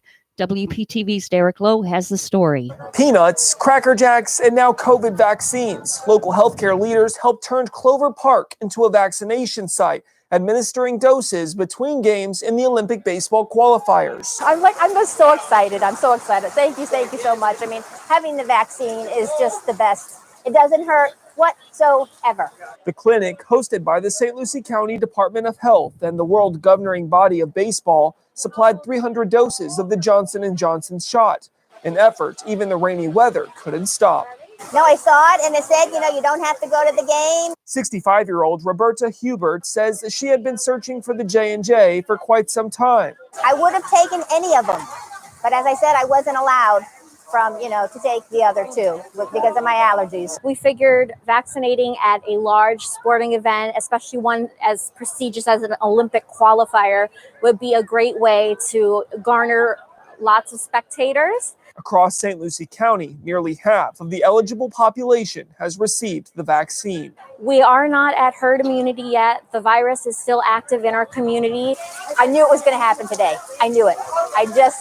I knew it wasn't going to be turned away. In Port St. Lucie, I'm Derek Lowe, WPTV News Channel 5. A 14-year-old girl hurt in a shootout with deputies in Volusia County remains hospitalized in critical but stable condition. She was shot after she and a 12-year-old boy allegedly fired at deputies after breaking into a home in Enterprise where guns were stored.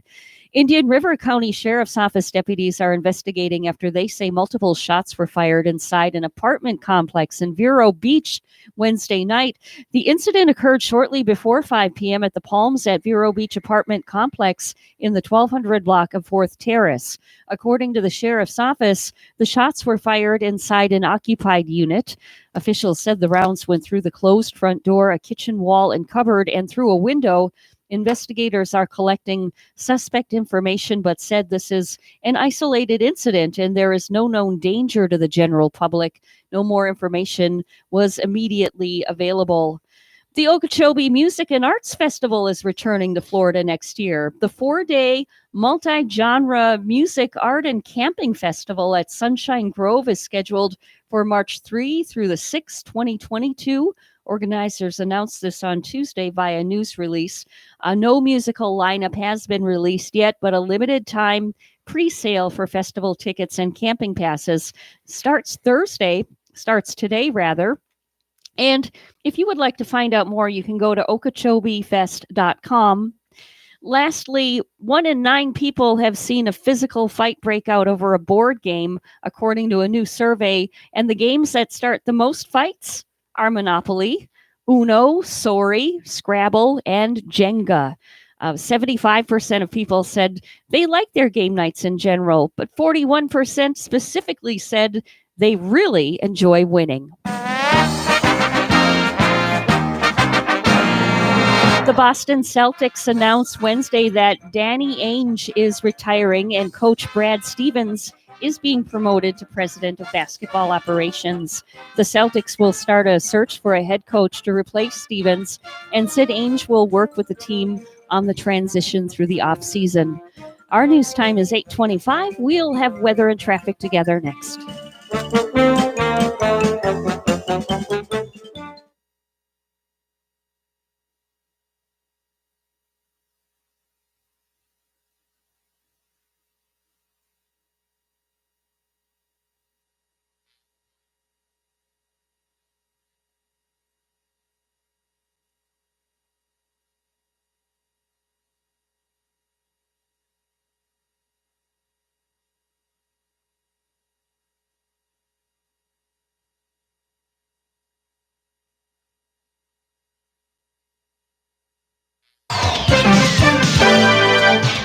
$8:26 right now on the Get Up and Go show with Evan and Bonnie. It's time for traffic and weather together.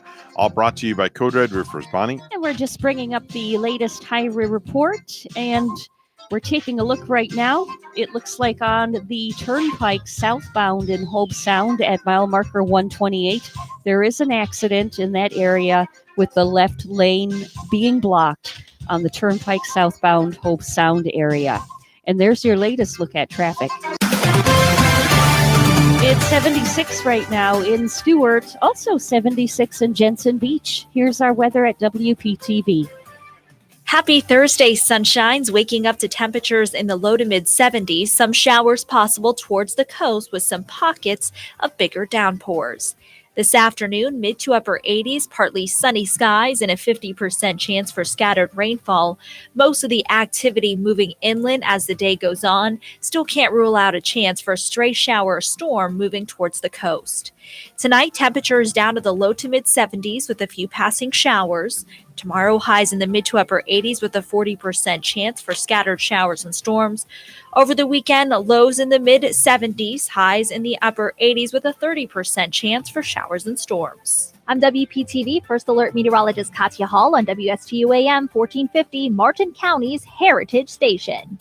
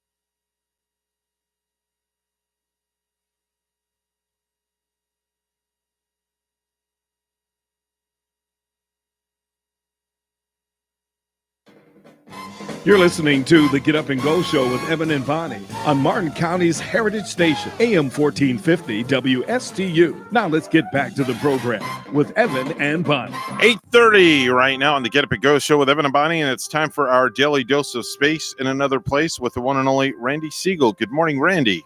Good morning to you. Also, back in 1965, NASA launched its Gemini 4 spacecraft. It was the second Gemini to be manned, and it carried two astronauts, Jim McDivitt and Ed White. And what makes this flight so interesting is the fact that Ed White made the first American extravehicular activity. In other words, he went out of the vehicle attached to a tether, used a small attachment, and floated around in space, even though he was attached to the vehicle. So that was America's answer to Alexei Leonov from the Russians, who did a spacewalk earlier. Then, in 1966, we had the launch of Gemini 9A. The Gemini 9A was originally supposed to be manned by two different astronauts, Elliot See and Charles Bassett. However, when they went to see their vehicle in McDonnell Douglas in St. Louis, they crashed and they perished. So as a result, NASA had to take the backup crew, which consisted of Gene Cernan and Tom Stafford, and insert them as the new crew for the Gemini mission. They also had some problems with the target vehicle as they would practice docking in space. But they managed to accomplish a lot of the work they had to do in spite of not being able to do everything they really wanted to do. And then it was 2017 that we saw the first reflight of a Dragon capsule.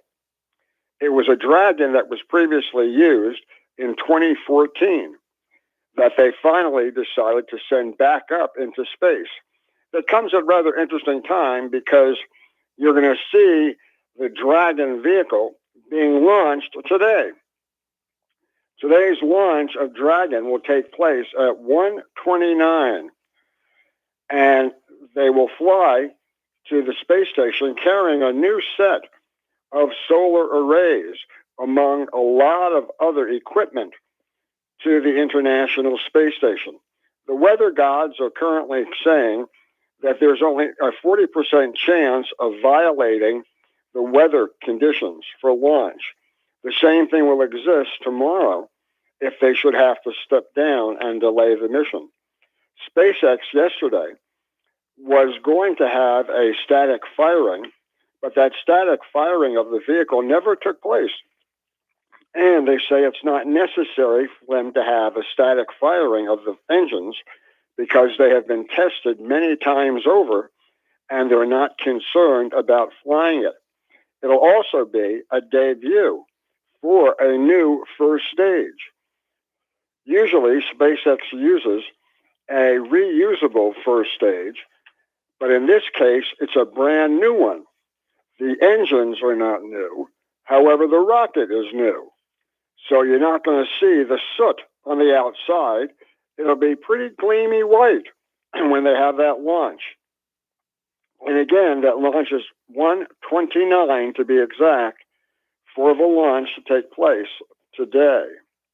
Yesterday, 2 cosmonauts floated outside, as we told you, and did a lot of work on board the International Space Station. They got ready for some new equipment that will be going to the space station in July. The cosmonauts first removed and replaced a failed component on the Zarya module. They repositioned an extendable boom that was tethered to the Pirs module. They unplugged that Pirs docking port rendezvous antenna cables and temporarily attached them to the Zvezda module on the other side of the docking interface. They then jettisoned the failed Zarya component and removed a gap spanner and installed 2 external experiment packages before returning to the Poisek module and closing their hatch after 6.5 hours. So now everything is in the ready. Once the launch takes place of the new Nuka module on July 15th, they will then pull out the Pirs module that's attached using a Progress MS-16 vehicle, and both of them will be entered into the Earth's atmosphere, where they will burn up harmlessly over the South Pacific. China yesterday launched a new geostationary weather satellite. China has been launching at a rather high clip this year, and they still have more to do. China is getting ready, as you probably know, to start their own space station, and this would be a good part of it if they're able to get it done earlier. NASA has targeted, actually the Air Force has targeted, a June 15th launch between 6:30 and 11:30 a.m. from Wallops Island, Virginia, of a National Reconnaissance Office payload. This launch is scheduled for the 15th of this month.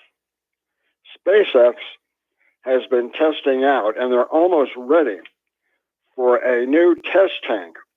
This test tank that they're building in Boca Chica, Texas, will be for spaceship's super heavy booster. They want to be sure that it can withstand the immense thrust of more than, ready for this, 24 Raptor engines that will power their super heavy vehicle. So it's imperative that this test go properly so they don't have any problems with any other vehicles. Also, SpaceX has announced that they are finally going to start using their Port of Long Beach, California, for recovery of rocket boosters. They've got a 6.5-acre marine terminal.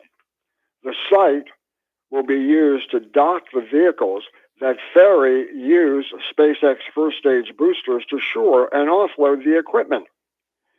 SpaceX took over the site last Saturday. The site previously was used for 2 decades by Sea Launch, a satellite launching company that used rocket launches from a modified oil rig in the Pacific Ocean. But now, SpaceX is expanding their use. NASA's Joel Montalbano said of the Boeing company's flight test of their second uncrewed vehicle will be a short mission, a mission that will only last between 4 and 8 days, as they check to see that Boeing will be in a position to start launching astronauts the early part of next year.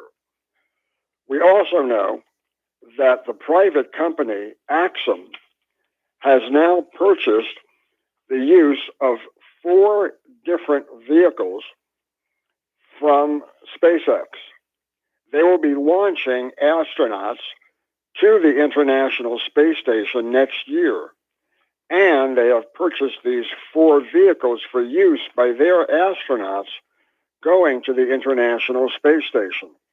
It continues to show the viability of space tourism that will start taking place early next year.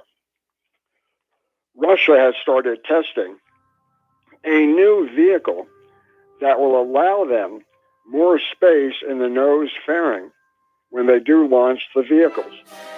What they're hoping for is that these tests will show that they can now have bigger payloads on their vehicles.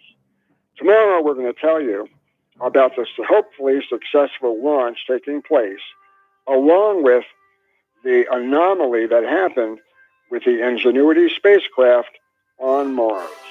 So until tomorrow, have a great day, everybody. Thank you very much. That's Randy Siegel on the program. He's here each and every weekday at this time, giving us the latest and greatest, all things happening NASA.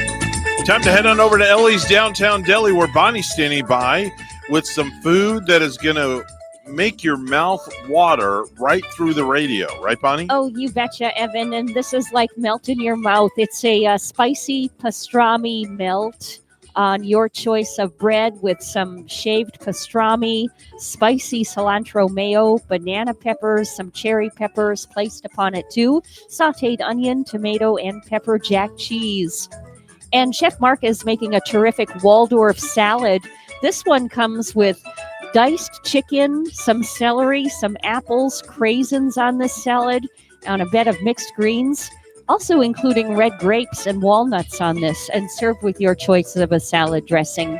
You can enjoy your lunch with a cool glass of beer or wine on their patio this afternoon, too, at Ellie's Downtown Deli in Stuart, now with their patio back open, plus they're at 50% dining inside. With a full menu for pickup or delivery, Ellie's also has full dinners available for takeout, plus their fabulous desserts as well. You can call 772-781-6605 to order and pick up today. They're located 18 Southeast 6th Street, just off Colorado here in Stuart. Call 772-781-6605. Ellie's Downtown Deli in Stuart.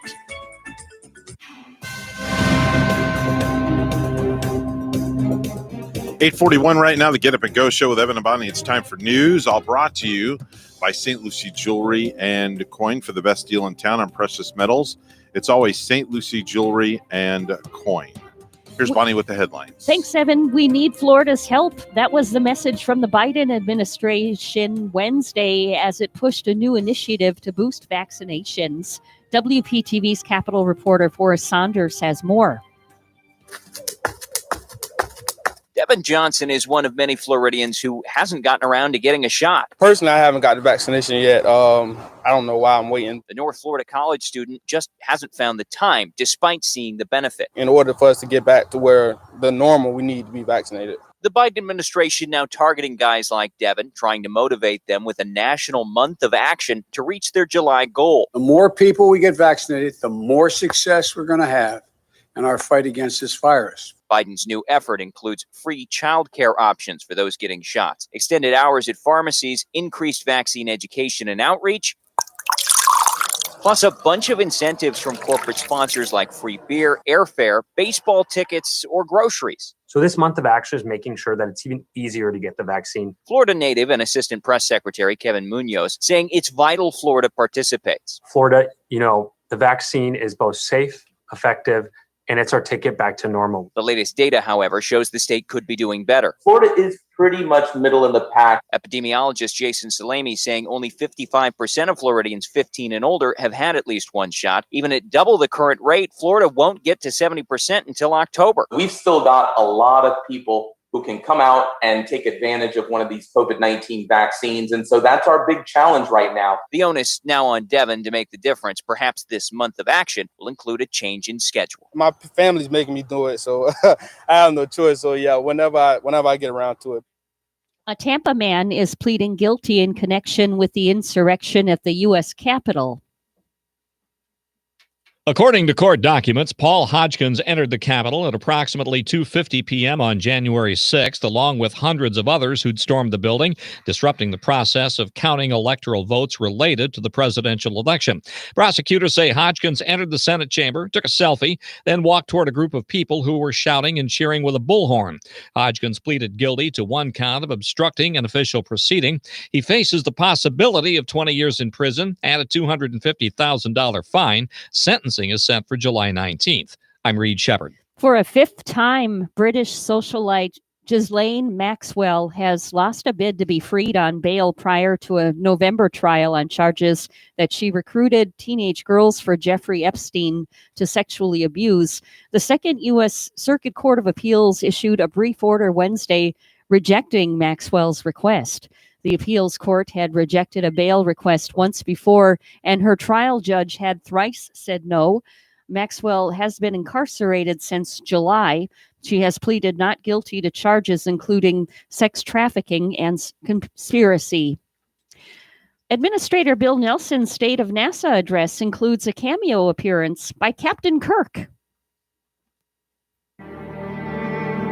Why does NASA exist? Why do we exist? Why does life exist upon this strange and lonely planet? How did we arrive and for what reason? In a short video, actor William Shatner said NASA exists to probe that mystery. Amazon says it will no longer test job seekers for marijuana use. The e-commerce giant, which is the second largest private employer in the U.S. behind Walmart, is making the change as several states legalize cannabis. In March, a New York man sued Amazon, saying the company rescinded his job offer at an Amazon warehouse because he tested positive for marijuana. That came even though the city banned employers from testing job applicants for marijuana last year. Amazon said it will continue to test workers for other drugs and conduct impairment checks on the job, and it said some roles may still require a marijuana test in line with Department of Transportation regulations. Well, lastly, a high schooler in Louisiana wasn't going to be able to walk at his graduation last month because he wore sneakers instead of his dress shoes with his cap and gown. So his teacher loaned him his shoes, and that teacher went to the ceremony in just his socks.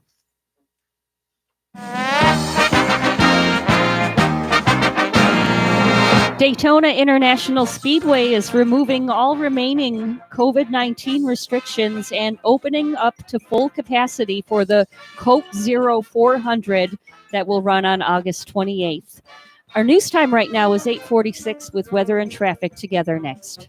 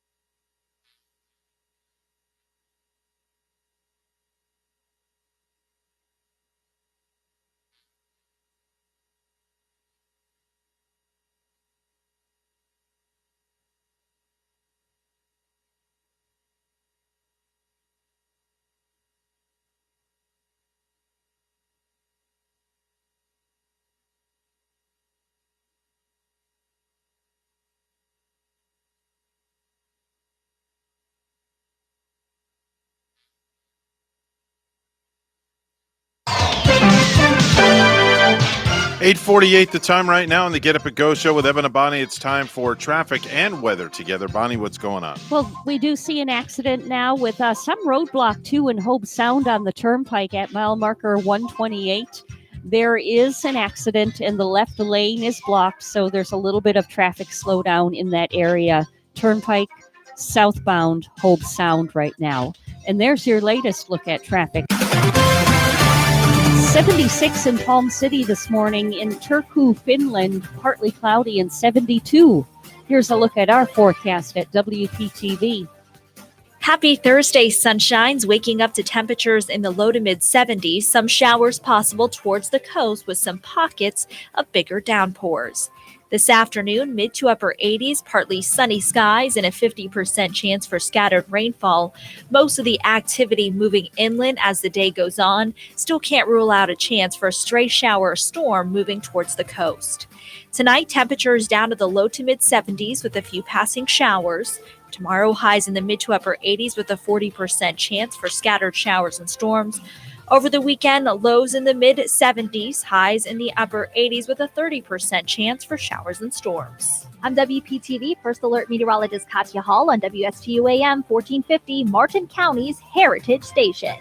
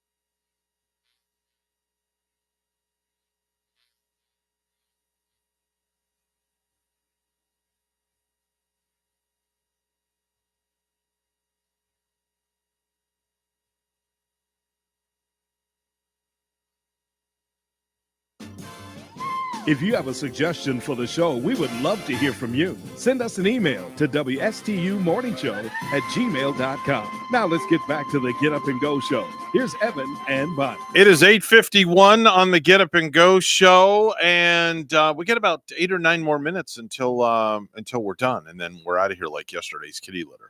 Yeah, I know. And one more day before the weekend, too. And I know. That's feeling pretty good right now. Yeah, tell me about it. It's going to be really good. And Weekend's going to be upon us, and I can't wait for the weekend to get here. I know. You're getting a plenty of baseball action with the Olympics still going on at Clover Park. Yes.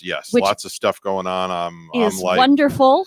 I have never been more busier than a one-armed bandit in a casino, honestly. You seem really I'm busy. going like 9,000 miles an hour doing 9,000 things at literally at the same time. I've never been this busy before. It's like your head is spinning, isn't it? Yeah, I feel like I'm like, Calgon, take me away, please. Sometimes you have one of those unusual weeks where just everything at once and so much busyness, but it makes the time go by so fast. Well, you know what they say, all hell breaks loose, and that's just the way it's going. So why not?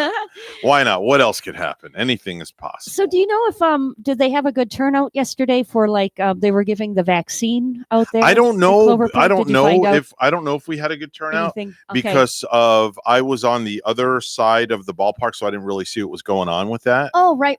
They had the vaccine set up on the west side, a different side. Yeah, okay, sure. Hi, good morning. You're on the air. Yeah, man. Alfredo, hey, what's happening? Hi, Bonnie. Hi, baby. How you doing? Morning, Fredo. What's going on, Fredo? Hi, Evan. Hi, baby. How you doing? Whoa. No. That's only for one person. That's for Bonnie. Yeah, please. Fredo, are you tired? I got Fredo's food truck outside your ball field today. Yeah, man. Are you serious? You got the food truck going to be at the ballpark? Yeah, man. I'm going to sit down on the easement and have people come over and just get some food. Yeah, man. Got some good barbecue. Got some fish fries. No foot massage today because the food truck is not equipped for foot massage. Yeah, man. Oh, yeah. You have to stay within the health department guidelines, you know? Yeah, man. Yeah, I can't have that there. I don't want to get fined. But anyways, that's what's going on, and that's what I'm at today. So, Evan, you got to come by and get some barbecue. Yeah, man. You know what? I might just do that. It really depends because I'm going to try to get a police escort up to the stadium today because I've literally got, maybe I can get, I know a friend of mine that owns a helicopter. So, maybe I can get them to land a helicopter on top of the roof here of the Mark Breckbill compound, which is our building. It has Mark Breckbill's name on the top of it. Yeah. Maybe I can get them to land a helicopter on the top of the building, and then I can go and get ferried over to the stadium via helicopter. What do you think? Yeah, man. Well, I got Fredo's helicopter service. Yeah, man. You do? Oh, yeah. Got some guy called Mark. Just met him the other day. Anyways, he claims he has a pilot license. We can get you there in no time. Yeah, man. I suddenly had a vision of Dog Day Afternoon. Oh my gosh. You guys talking about getting a helicopter on a rooftop and all that. Oh, wait a minute. Hold on. Yeah, man. I hear it now. Yeah, there it is. Yeah, I hear it. Yeah. Wow. I'm looking out the window. Yeah, Big Kitty's the co-pilot too. It's hovering over the building. Yeah, man. Wow, that's amazing. Does Big Kitty have the cool glasses on too? Oh yeah, she has those reflective sunglasses. Yeah. You can't see the eyes, you just see the reflection. Yeah, man. Well, sorry about all the noise, folks, but we have a helicopter hovering over the building right now. It's going to probably whisk me away in moments to Clover Park. It sounds like the beginning of a Pink Floyd song. Yeah. I'm happy. I'm glad the helicopter's here. Boy, you came through for me, Fredo. Thank you. Yeah, man. You might get rained out again today with all this rain going on. Please don't jinx it, okay? Just please don't jinx it, okay? He's, it rained so much I saw a bird put sandbags around her nest. Yeah, man. Oh my gosh. You got me hungry for some barbecue now. Now I'm just kind of craving something. I could go for some barbecue from the grill. A little bit of garlic bread right now. And Bonnie, you come by the food truck. I got those little natty ice little drinks that you like. Yeah, man. Oh. Those little fruity kind of drinks, right? Yeah. Have that adult liquid in there somewhere. A little bit of fruit with the vodka. Yeah, there you go. Or is it a little vodka with your fruit? One way or the other. Yes. So, Fredo, where are you at the ballpark now? Yeah, I'm heading to the ballpark now with my food truck. Yeah, oh, man. okay. All right. What side of the ballpark are we going to find you on? We're going to be on the east side. Yeah, The man. East side. That's the Is that the side by you, Evan? Isn't that over by you? no. There's a east and a west entrance, but I'm like right in the middle. Oh, gotcha. Yeah. Yeah. Your spot right yeah, I'm there behind home in the plate. middle. I'm behind home plate, way up top. So, Fredo, we're going to have to get you to come visit me in the control room one day. Yeah, man. I'll come up there. I'll bring some barbecue to your crew, Mhm. some ladies, and you'll be good. Yeah, Okay. man. Now, you know who's playing tonight, this afternoon at 11 o'clock. It's Puerto Rico and the United States of America. Yeah, man. Go USA. Yeah, man. Go USA, but then again, go Puerto Rico as well. I gotta pull for both because I'm half Puerto Rican, you know? There You know, I dated a few lovely Puerto Rican ladies. Yeah, man. Did you? Okay. Oh, yeah. Okay. Well, we don't need to hear about that. This is a family show. I understand that. That's all I was just telling you. I dated a few. I was going to get any details, like Okay. handcuffs or anything like that. I don't want any details, all right? I don't want any details. All right, we're going to let you go, Fredo, and we will talk at you later. Have a great day. All right. Oh, boy. I can only imagine what's going to be happening at the ballpark if he brings the food truck. He is such a character. He's more than a character. I don't know. Sometimes I can't trust that guy. But maybe, by the time he comes, you'll be feeling hungry, and then you'll appreciate the little knock on your door up in the stadium. Well, I'm glad the helicopter's up top, so at least I can hop in the helicopter when I'm done out of here today.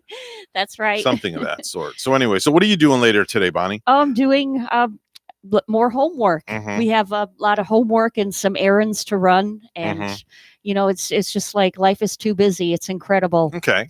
It, All right. it never stops. This is true. There's always that one more thing you got to do right around the corner. Yeah. Once you think you have it done. For it's not shizzle, done. if they say, hey, if you have good values on the inside, you won't look for validation on the outside. Folks, make it a great day, right, Bonnie? Yeah, have a nice day at the ballpark too, Evan. Definitely Have will, fun. folks. Have a great day, folks. We're WSTU Stewart. We're Martin County's Heritage Station. The news is coming up next. Don't go anywhere.